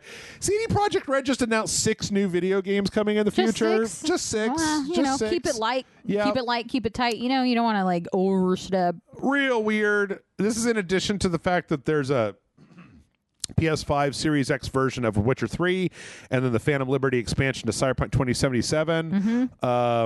The first one of these is called Sirius, a code name for a single and multiplayer game by the Boston studio Molasses Flood. There's a co-op they make co-op survival game Drake Hollow, which Michael and I played. We were just like, what the fuck is this, and where the fuck did it come from? It was this weird, witchy, spooky Minecraft, but also with some like weird action, and it was very weird. It was very weird stylized. Weird, good way, weird. It was on Game Pass, and it was like, what the fuck is this, and where did it come from? Yeah. And it was enjoyable. In pre-production is Polaris, the next game in the Witcher saga. Polaris is the name of the freaking entity in Control, and that's all I ever think about whenever I hear the word Polaris. And then there's like another one called Canis Major that is like a separate Witcher game that is not like the next Witcher game, but like a spin-off game in the Witcher universe. Okay. And then also there's Orion, which is another cyberpunk game that they're making. Okay. And then something called Hadar, which is a new IP that's like know nothing about going on down. And a lot of this was made in like an earnings call, like a conference call type of thing with investors and stuff. And apparently, like from what I can read, it seems like the whole point of this was to be like, we're not going anywhere. We're not looking to get sold off. We've got a whole like fucking 12-year plan. Yeah, I was going to say, you're talking 6 games. That's a lot of work. And it's mostly The Witcher, but there's also some Cyberpunk and there's also some other things. Yeah. I hope that they manage to get like back on track. I mean, again, I didn't want to dunk on Cyberpunk for 2 years straight. Like I wanted that to be my game of the year. Yeah. In fact, rolling up there, it was just like, hey man, all the videos for this look great. Like, well, and even post it coming out, we were kind of disappointed that they stopped working on it, or like weren't gonna go whole hog into fixing it and making like building off of what they already created. So, you know. Yep. So I don't know. We'll see. Hopefully this is good. I'm not a huge. I don't love when they go like all in on like 6 projects, 4 of them are Witcher, and it's like, all right, like cool. I get people like The Witcher, but I don't know. But I'm not the biggest Witcher fan in the world. Well, so. and even if I was the biggest Witcher fan, if they're going like Witcher, like year after year, every couple of years, you can easily oversaturate your own market. Like going up to a buffet and all that's there is prime rib. Yeah. Just prime rib. All the prime rib you want, but that's all there is. Yeah, you're like, just one little piece of broccoli or something. It's just like, clear me a potato? Yeah. One potato? Like toast? Can I just... No. Buttery roll. Let's see, another game development news. Apparently there's a big this is another leak from someone called MP1ST that says that Horizon Zero Dawn might be getting a full remake. This is a little weird because Horizon Zero Dawn literally has like a PS5 upgrade that lets it run in 4K at 60 frames per second.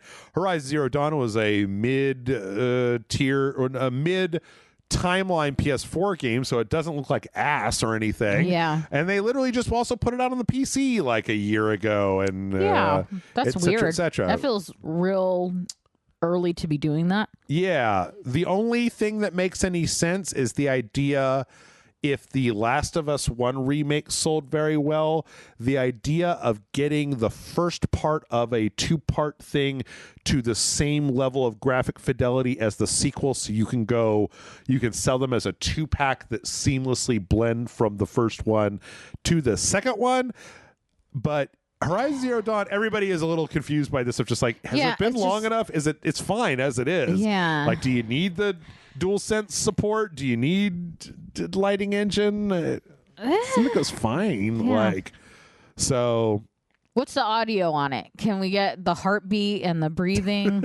Well, that's what's weird too, is that they're also making a they have, the Horizon Zero Dawn 2, Horizon Forbidden West, and then they also have a full-on VR game that will be launching with the PSVR 2. Yeah. That it's like, well, I guess, again, you guys could go all in on this.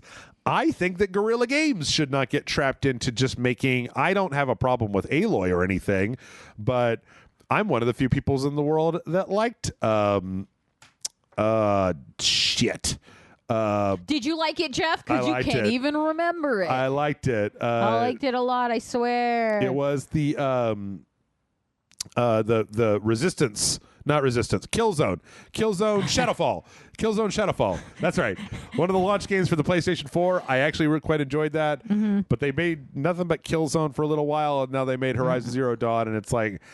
I just don't want developers getting like funneled into just making the exact same thing over and over and over again. Yeah. The funny thing about that is you pulled up the website for the Guerrilla Games so that you could see so I could remember the name. So you could remember the name. Yes. But the quote for Horizon, like it was showing like different ads, or not ads, but like reviews. And it literally said Horizon, hard to put down. And it's like, it seems like it. Yeah, it seems like they're really struggling to put it down. Yeah. So I don't know. I mean, I don't know. I guess if it makes money for them, sure.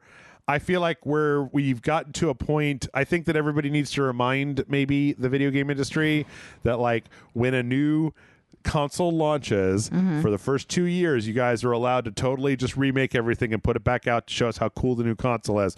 But then at a certain point, you have to stop because we don't care anymore and we want that new shit. Yeah, like, you don't want to keep feeding us stale bread, you know? Yep. Also, if there was a PlayStation 4 game that was going to be remade for a modern audience, yes, shouldn't it fucking be Bloodborne? The internet says yes. It should be. Why Does the internet say, Jeff, or Yes. do you say? I don't care.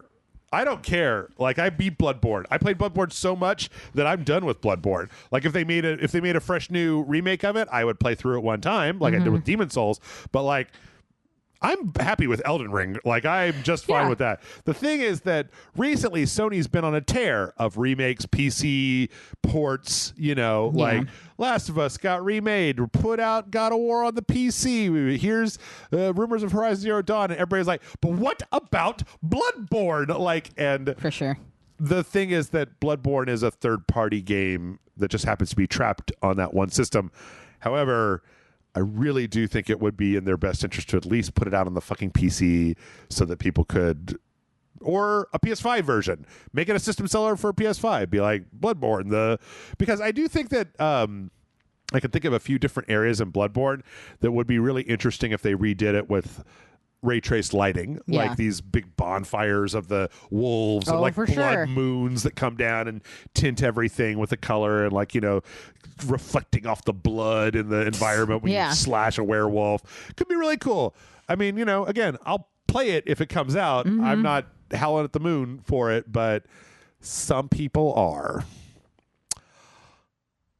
In other news, that is making the internet upset about games that are out soon, and I might be a little bit upset myself. I have to wait. Our favorite giant librarian witch is getting a new voice actress. So it turns out that the previous voice actress for Bayonetta was Helena Taylor, and apparently there was some kind of scheduling conflict with bringing her back as the voice for Bayonetta 3. So they had tryouts, and apparently Jennifer Hale, known for a lot of things, but probably mostly known as Fem Shep in Mass Effect, is coming in to do Bayonetta. I must admit, I did not notice a difference from the trailers that I've already watched. However, this is one of those times where I'm like, of all the voices in the world, Bayonetta is like one of those ones where like, you're going to have to bring it and it's going to have to sound right, because you have made this very specific cadence, accent, flirtatious like method of talking. And you got to be able to replicate that. I like Jennifer Hale though, so I think she can do it. I don't care if they change actresses. I just want to make sure that I don't know the difference. When I'm playing it, I'm not just like, you're probably going to notice differences just because it's, two individuals, whether one's imitating the other. But look, Kermit the Frog sounds different than he did when Jim Henson was doing it. Like, you're going to get some differences, but sassy, sexy British librarian. That's like, I'm hoping for the correct performance. Yes. But it's probably not going to sound like you're not hiring Helena Taylor. You're not going to get Helena Taylor.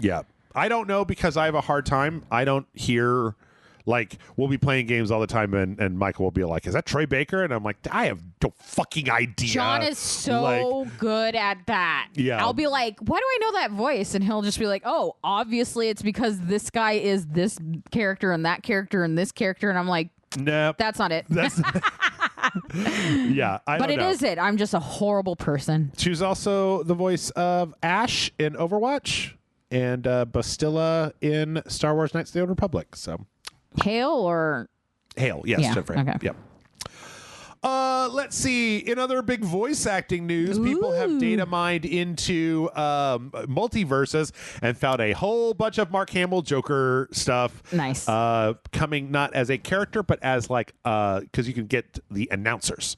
Oh God. So like, just, it's been taken down off Twitter, but I found this earlier today and listened to it. It's just like 60 seconds left. That kind of thing. Every time Mark Hamill tries to pull away from being the Joker, he gets pulled right back in. He loves it. He adores it. I'll say it right now. Like, Mark Hamill's the best Joker. He's been Joker the longest, and he's got such a way with that character. I think that when it first happened, like, I don't know, I grew up with was like Cesar Romero and like, the Jack Nicholson Joker kind of has its plays. Yeah. But the longer that you went on, it's like nobody can be as gleeful and murderous at the same time as Mark Hamill can. Like, he has that flip between darkness and silliness that just is that character. And a lot of times they forget to do that with the Joker. They either make him too scary or too goofy. Yeah. And Mark Hamill does it. Yeah, he writes that line perfectly. He's so good at it. So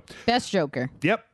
But like the last one I think we had a leak for was a Wicked Witch of the West voice as an announcer voice. Yeah, that's fun. So, yeah.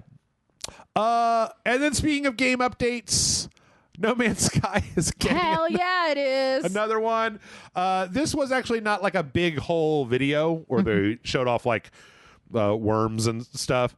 This was mostly done as No Man's Sky has gone into 4.0 for the Switch release that happened last week. That makes the inventory bigger and easier to use. Brings up has a big recap log functionality so that if you come back to the game after time, it'll kind of show you where you've been and what you're doing, and just overall quality of life experiences for the Switch launch. So not a big new thing, but the fact that they're still fucking working on this game is like, bless you. Nuts. Yeah. Newts. That's cool. Speaking of shit still getting worked on, the Hitman 3 freelancer mode has been delayed. It was supposed to come out. That's the opposite of being worked on. Well, it's still being worked on. It was supposed to come out earlier this year when they put out the Pirate Island DLC. That I apologize to both Amanda and the audience.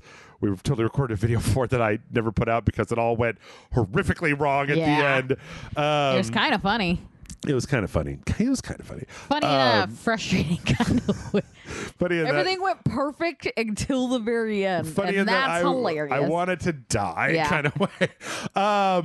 But this was the one that's like the roguelike mode where basically like you don't have any equipment. Right. And it like randomizes the missions and stuff. It was supposed to come out around that same time earlier this year. They flip-flopped them and said we're putting out the new level earlier. We're going to move this to holiday. And now they've said we need more time, so we're moving it into early 2023, I believe February of 2023 or the January of 2023. Yeah. There's a whole month you forgot about.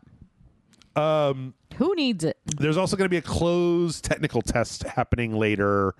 I'm not even going to sign up for it because if it's a closed technical test, it's not like I can capture and show the world. Yeah. And I don't want to be obsessed with a Hitman game that I can't share with the people who love Hitman most in my life. So, but fair enough. Glad that it's happening. I'm looking forward to this because I feel like this will be the last thing for the World of Assassination trilogy is like, and now we've given you this thing that lets you play it forever. Yeah. And now we've closed the door and we're all going to really focus on that James Bond game that I want to play. So for sure. Yep. Trailers. We got a 7-minute trailer. I don't have that kind of time, Jeff. For Wild Hearts. They can't be broken. That's what I've heard. So last week, you probably don't follow this, but last week, EA and the, I believe it's Omega Force, the guys that make Dynasty Warriors, announced that they're making a Monster Hunter game. Basically, like their own Monster Hunter game. Their own version of it. Yeah, so the Omega Force is making it, and EA is like publishing it under like one of their subsidiaries. And one of the things they showed in the trailer was this kind of like, it very much looks like a Monster Hunter game. It's a little bit more Asian inspired than Monster Hunter Flip Flops. Like the one on the Switch is very Asian, and then the one on the PC was very kind of more like a barbarian kind of look to it. This one is very, very Asian. Yeah. But one of the things that sets it apart is that the characters can quick build these like structures that can then be used to like this guy just made like a catapult that turned into that sort of launched a zip line so he could go up, and then he built something else, but I don't know what it is. It was There's like a giant boar trying to kill him, so he didn't really get to use it. It was like a little springboard that would pop up in the air, but you can make like a big like hammer that comes back and goes for it. It's like the way that they're kind of getting around traversal is by giving you the ability to kind of build these like Fortnite style structures with the push of a button in order to do stuff. So this 7-minute video goes across. It's kind of low resolution, which is a little weird. Yeah. But it kind of goes through like this guy trying to take down this boar and it doesn't work, and then teaming up with somebody else and kind of coming back to fight it in a different place. It's very pretty. It is very pretty. I like the design for the boar too. It's very like earthy. It's very like he's made Princess Mononoke. Yeah, right? yeah. Kind of the. That's a great comparison. Yeah. Except that he's not like vomiting ghost snakes. I mean, not yet. Give him some time. He looks like he's capable of it, Jeff. True. He's also got He's got a bunch of eyeballs. Yeah, you do. So yeah, I mean, a lot of when you break it down, a lot of the gameplay itself looks like Monster Hunter, third-person action. Yeah, jumping around doing stuff. I do think that the idea of the big, just made like a giant thing to thwop the bad guy. Yeah, the weird like structure building thing. I think it's interesting that. Seeing that Fortnite style of like when you get in trouble, build a house real fast. Yeah. But then like adapted into an action game as opposed to like a set up your defenses. Yeah. The way that Fortnite started. Originally, right? yeah. Is interesting because it's got some real. It changes the whole battlefield up in a very strange way, and then the way that these like little, because they're all built like the I don't know, what do you call the walls would have like the rice paper, they all kind of look like that with like the weird slats and stuff, and yeah, so it looks pretty cool. Yeah, it looks neat. Yeah, I'm interested. See what happens. Let's see. Last week after we finished recording, they put out we're not there yet. Call of Duty Modern Warfare 2 has a launch gameplay trailer. I always like to talk about Call of Duty trailers on RageSelect because they always rule, and they are in no way indicative of my experience of playing the game. Yeah. Because they make themselves some fucking banger ass trailers that make that game look so fun. Very cinematic. Yep. Well, this one has like that. It is that one guy that was like in 24 and Transformers and stuff at the very beginning, like that. Oh yeah, I can't think of his name. Brian something, I think, like that guy. Yeah. You know, and he like. Their faces are getting real good. Real good. Like, I hope that this one is a little bit less. The last Modern Warfare, the first Modern Warfare reboot was a little bit like, I don't know, man. I think that the problem is just that I really wish they had to have tried to take the Modern Warfare name, because Call of Duty 4 Modern Warfare is one of the best fucking video games I've ever played in my life. Yeah. And the idea of just being like, here's another one. And it's like, no, we're rebooting it. So this one's the new one. And it's like, this is nowhere near as good as the other one. But it's real action packed and shit. Like, looks like it looks great. Globe trotting. You got in trailer mode. Yep. They got Price over there and Soap and fucking running around shooting people, having conversations with guys. Yeah. Like you do.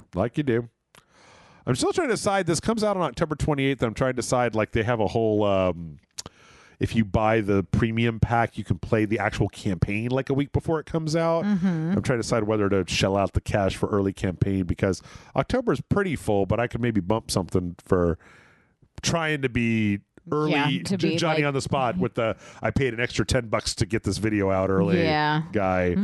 I don't know. Anyway, more interesting than that, we got a full story trailer, which I don't believe we've had before, for the Callisto Protocol. Nice. I am much more excited for the Callisto Protocol than I am for Dead Space Remake, because this is a different thing, even though it's not that different. Like, but it's new. Still new. Yep. Even if it's like a little derivative, it's still new. Yep. It's on a planet, not on a ship. So there you go. It's got a kind of an interesting... It's just the remake trailer for Dead Space and this trailer both have... shoot fill in the blank tentacles for this, and shoot the appendages, like cut off their limbs or something like that. This trailer... Well, first off, that...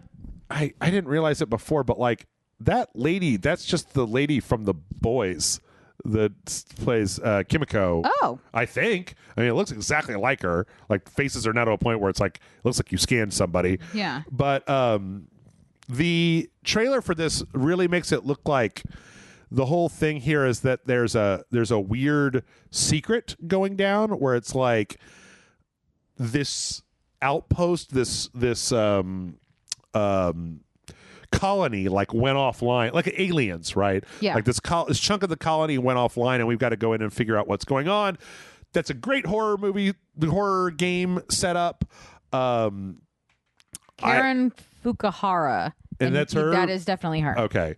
Also, the main guy reminds me of somebody. I think he looks a lot like Thanos. He looks like Josh Brolin. He's got a little Brolin. Yeah. A little young Brolin into him. Yeah, you get that like squared head. Yeah. Yeah. But like all the visuals in here look cool. I love the idea that these guys might have been old Visceral employees who were just like, we always had all these great ideas for where we wanted to take Dead Space. We didn't get a chance to do it. And now we're out on our own. We're just, fuck it. We're going to do it ourselves. And it's going to be horrifying. And it's going to be great. And we're not going to have to answer to the goddamn board of directors who's like, oh, you got to put multiplayer in it. And it's like, no, you don't.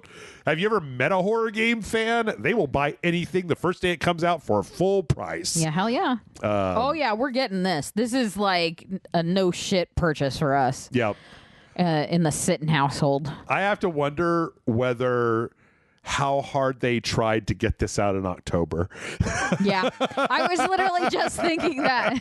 Because it's coming out like early December. Yeah, and they're just like, come on. And they're like, are you sure you can't do it for like 6 weeks? Like, we're not saying we want to crunch. We're just saying that Halloween time is a good time for spooky scary. Because also this year's Dark Pictures anthology comes out in November. Yeah. And it's like, oh, you guys, I know you. Yeah, they were pushing so hard. Tried. But it's also maybe a little better to not, because then you're the only spooky scary coming out in November. You're the only spooky scary coming out in December. And like, I've been trying to teach people the ins and outs of Christmas at my work because everybody hates Christmas. And I'm like, good, Christmas is about telling spooky stories. It's in the song. There scary ghost stories and tales of the glories of Christmas is long ago. Like scary ghost stories, my guy. Like it's horror is a hand-in-hand part of. Have you ever watched Christmas. like a hardcore version of a Christmas story of the Scrooge Christmas Carol? A Christmas right? Carol, yeah. Like, there's ghosts. There's ghosts all over the place. No, it's a man being confronted with existential horror. Yeah. Like you'll die alone. Yeah. Because you care more about possessions than you do about fraternity. Like and like really, it's a cautionary motherfucking tale. Truly, I know it's a comedy and I know it's a Christmas comedy, but if you watch Scrooged, it's a horror story. Oh yeah. Like he is confronted with a zombie. The first ghost is just a rotten corpse. Like dude, the TV head death freaks me out when I was a kid. Like it's amazing. Yep. Also, you got Krampus. Also, the whole holiday is based around like if you must be good or else punishment occurs. And like the easiest version of the punishment is while everyone else gets fun stuff, you do not. But there are also more punishments that could happen. You think about the beginning of "You better watch out, you better not cry." Like that could be the tagline of a horror movie. I'm pretty sure it was a tagline of a horror movie. Black Christmas? Krampus? Maybe Krampus. Maybe Krampus. This is a really weird thing, Amanda, and I had to go back to check for sure. We got a trailer this week for Kona 2: Broom, which is some kind of like neo-noir, like up in the polar, up in the snowy European Alps or something like that. But I went to look it up. You and I played the first Kona. Did we? Yes. It had a puppet intro where we were driving through a snowstorm in a really back and forth. It took me forever to do it, and I was like, "Oh, I remember that." I don't, but I'll look it up. Yeah, so this is a very. I want you to know that I have blocked out every video we've ever done. That's probably for the best. That's just a history I don't want to remember. It's probably for the best. It was very much kind of an investigation thing, and I think that this Broom character, was the investigator, and you were playing as like the relative of the person whose murder was being investigated. Okay. And then this spinoff has that. The problem is that like that Kona game came out so long ago that it was back when I used to just use the Futura font to write the name of the game before I even started using like the logo. So that's like at least 2018, 2017 maybe. Like Wow. a while back. Yeah. So Puppet intro Rage Select. yeah, exactly. Difficult puppet intro Rage Select. Yeah, doing too much puppet intro Rage Hell Select. yeah. I'm skipping Broken Roads because it doesn't really work unless you watch it. This is kind of like a weird turn-based thing, and they're just like, it could be the next Disco Elysium. And it's like, well, somebody has to explain why Disco Elysium is so good for you to play it. Yeah. But let's see. After that, we had some of these were specious trailers. There's one called Vlad Circus Descend into Madness. That's like a point-and-click adventure game about a bunch of like ex-circus performers that are all like going insane in some kind of haunted house or something. Okay. With like trauma from the past, and like you play as like this weird. Are you a clown? Clown man? Yeah. Like, and it looks really weird, and I'm kind of into like it. Dark, but like. But also pixel based, yeah. Like this clown just said, "I deserve to be in hell." Like all clowns should feel that way. I'm not on board the clown hate. I love me. I think clowns are great. Have we discussed the Killer Clowns from Outer Space video games here on the Rage Select? It has come up as an announcement, but they jokingly said in honor of Mario, the Mario movie, they're gonna release a movie based on the Killer Clowns from Outer Space, the game. It will have come out 34 years ago, and nice. I thought that was beautifully done. I have never actually watched a Killer Clowns from Outer Space, so It's fun. Okay. If you like Attack of the Killer Tomatoes or The Stuff, or it's a parody of horror. Stuff is horrifying. Stuff is horrifying, but it's also mostly kind of hilarious. I think the Stuff taps into the same thing about like Nightmare on Elm Street, where it's like, what if that thing you're eating that you don't really know what's in it is actually eating you? And it's like, well, that could be anything. Yeah. Man, that could be anything except for chicken. It's a snack that smiles back. We got a street day announcement for Dragon Ball Z Kakarot. I'm not Michael. Why are we talking about this? I know. It's news. It happened. This is the enhanced version for the next gen consoles.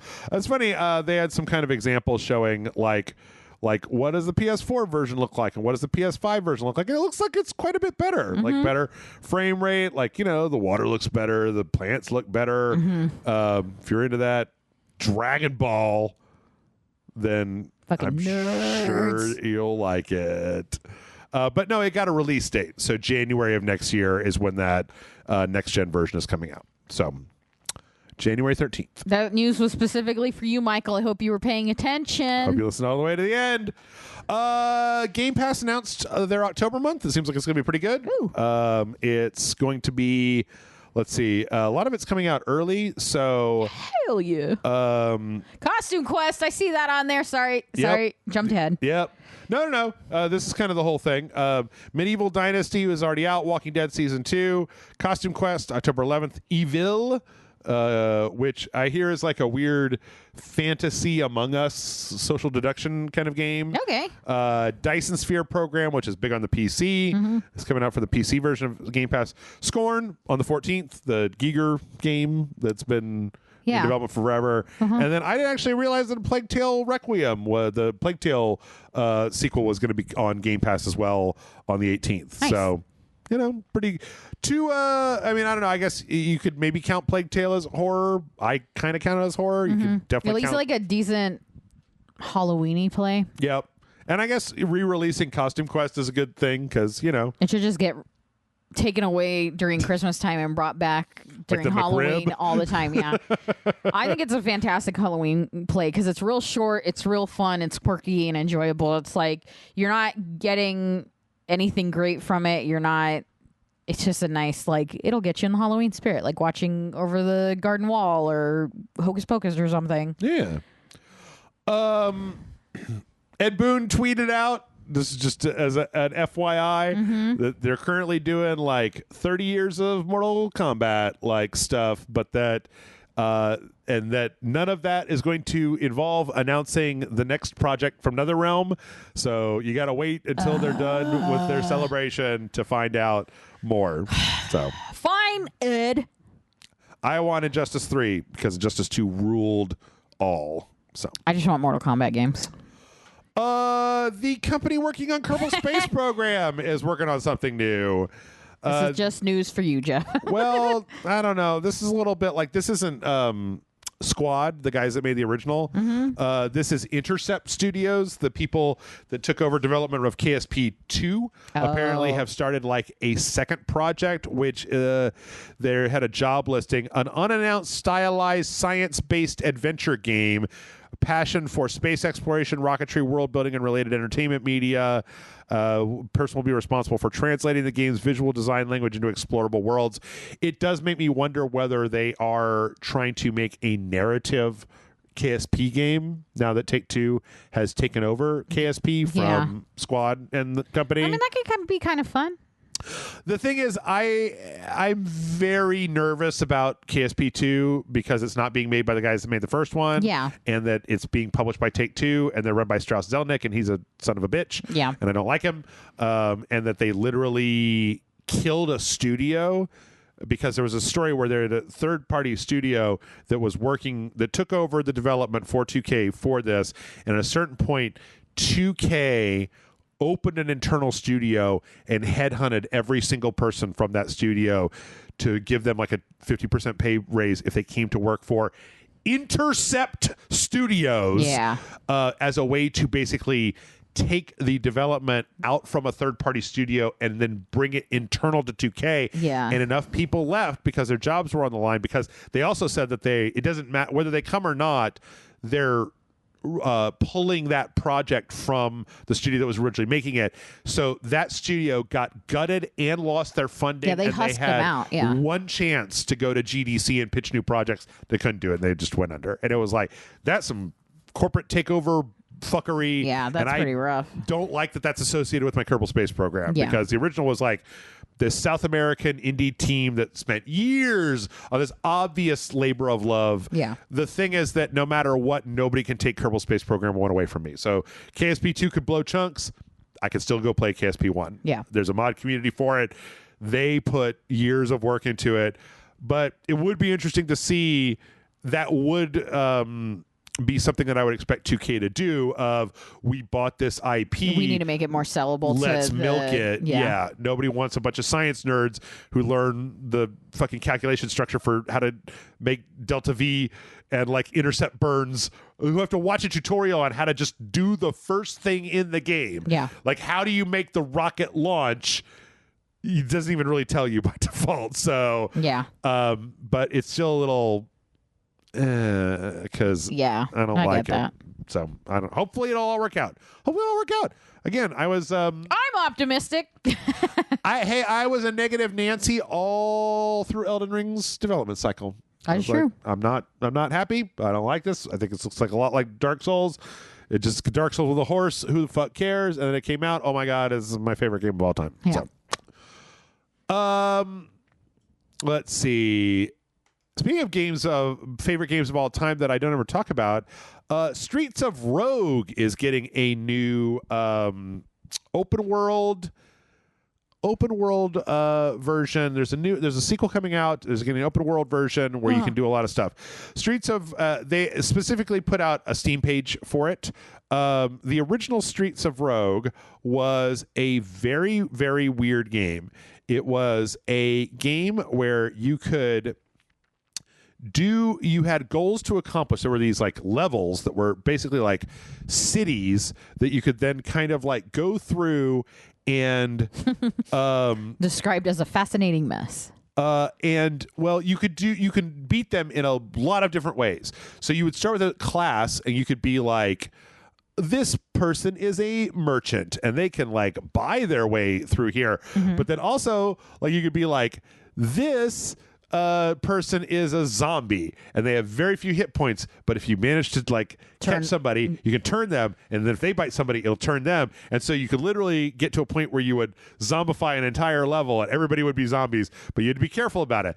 But then you would do these things and then like unlock new character classes and mutators and different things. Yeah. It's a very crazy ass game and it's super fun. That's kind of fun looking. Yeah, it definitely looks chaotic, but in a like fun, what the fuck kind of way. Yeah, and it's got this like super, super, super simple Oh yeah, one of the classes is a comedian.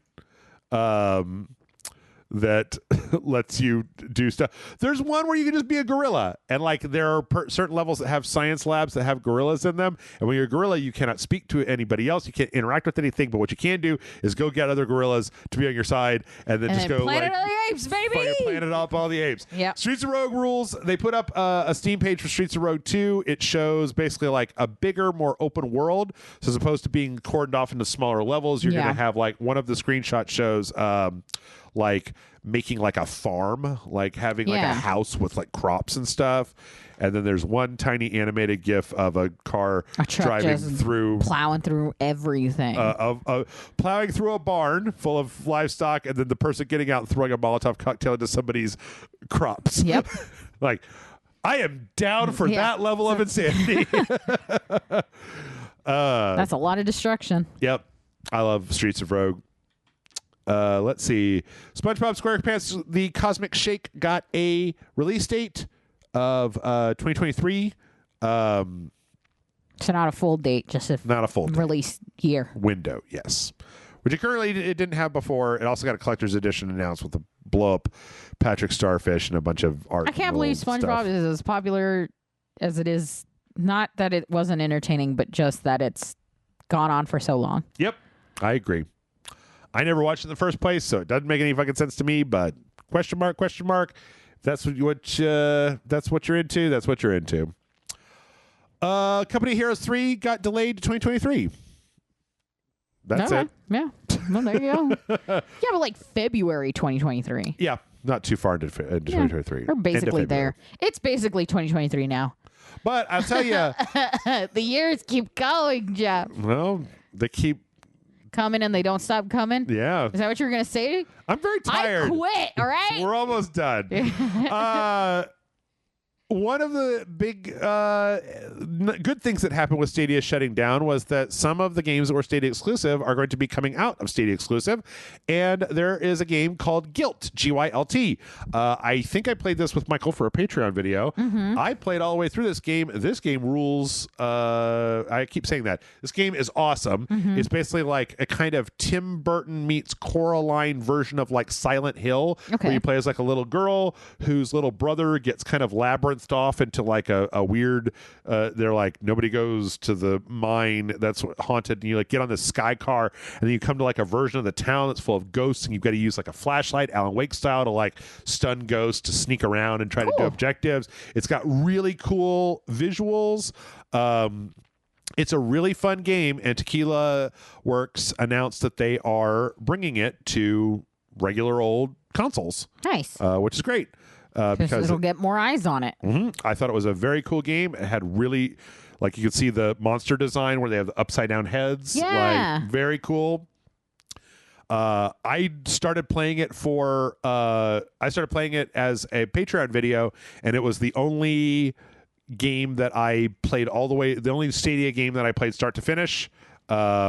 Because it also has some kind of like that Little Nightmares DNA to it. Yeah, that's kind of what like the vibe I was getting. Maybe not the look, but the vibe of it. Yeah, so it's cool. It also has a lot of like the girl who's the main character. Like her brother disappears and like everybody in the town blames her for it. So she's like a social outcast. And there's a lot of kind of alienation. It's got some kind of heavy shit to it. Yeah. Which is good because sometimes stuff like this will get a little too cutesy for its own good, but it's kind of creepy and weird. And yeah. I like it. It looks like it rides that line perfectly. Yep. It's very good. I recommend everybody go play it. Nice. Might put it up on a full dojo when it finally comes out. All right, we're over time, so let's finish up with a couple of real quick things. Somebody has made a GoldenEye with Mario characters. Hell yeah. So basically, this is just this is a mod that lets you play GoldenEye, but you play as Mario, and you're shooting a bunch of Koopas, and like all the main characters are, you know, Waluigi and like Peach Why do they and have stuff. DK's body on some of them? I think it's just like the outfit that they're wearing. I don't know. It's weird. I don't know enough about. I'm trying to think of like, were they wearing fur and they were like this is the closest thing we have or something. Maybe. They just had to have a way to differentiate the different Koopas. Koopas, yeah. You know, so they had to wear clothes. But it's very strange. This is not a crossover that I thought I would see. Yeah. Let's take 007 and make it with Mario. I mean, it sounds like something that would happen. Yeah. At this point, it would be something like this. At this point, who knows? But you know what? This isn't the only Mario we have, because the other thing that I found this week was that somebody made an Unreal Engine 5 Super Mario Brothers level 1, 1, 1, 2, and 1, 3. Yep. But with Chris Pratt, like an Unreal Engine 5 super hyper realistic. Yeah, like they Mario. scanned his face into it. Yep. And like it's kind of three-dimensional, but you're in this very small like kind of trench walking forward, but you can kind of walk around inside of it. It's kind of cool looking. It reminds me of like what Street Fighter the movie, like right? Where it's like that's not what this is supposed to look like, but I definitely recognize 1-1 when I see it. John showed me this. Oh yeah, yeah, and like if you watch the trailer, it's very funny because they're very like, and now this works, right? And now because apparently the guy that made it never made a game before. He is teaching himself how to make a video game, right? While doing that, like this is the whole reason he did this was to like teach himself how to make a video game. Yep. Or he taught himself how to make a video game specifically because he wanted to make this. I'm not sure which direction that went. Unclear. But yeah, it's just very funny. It's very like janky and not correct. Yep. But also in a fun, like, you know, sure, why not? Yeah. Kind of way. Hey, they're pretty close to being an actual game. Yeah. Like, my favorite is when he shows off Bowser and he's just a square. He's next update will probably have Jack Black in this. Yeah. I think it's funny how there's no death animations for any of the enemies, so they just blap out of existence. But you know, it's pretty he even interesting. tells you how to break the game, where he's just like, I don't know, break the roof, jump above. I don't know. Go to the warp zone. It doesn't do anything. Yeah, it's very funny. Reimagined games. Re-imagined games. So fantastic. That's it. Oof. Woo! We made it. Oh yeah. All right. We're done. Maybe, I don't know, if you got all the way here to the end, maybe you think about going patreon.com/RageSelect. Maybe that's a thing. Maybe that's the thing that you're interested in. Maybe it's not. Maybe you could be interested in it. Look, I'm just saying, if you paid maybe, like $10 on Patreon, Jeff can buy that Call of Duty game early and get it up early. You ever think about that? You guys ever sit down and think about that? Yeah. Also, the website could stay in business, so there's that too. That's like a twofer. Yeah. Think about all the good things that could happen. Two things. Both of them could happen. Come on, do it. You know you want to. Come on. You want to join the Patreon? Like you know and you subscribe. Want to join the Patreon. You know what? I don't even have the energy for this anymore. Just do whatever you feel like. You do what your conscience tells you. I'm not going to visit you as a ghost. I'm not coming to creep out to rattle my chains at you and tell you. Amanda might. I'm not going to, though. I'm too sleepy. I'm going to put on my big old man Christmas Carol cap and settle my brain for a nice winter's nap.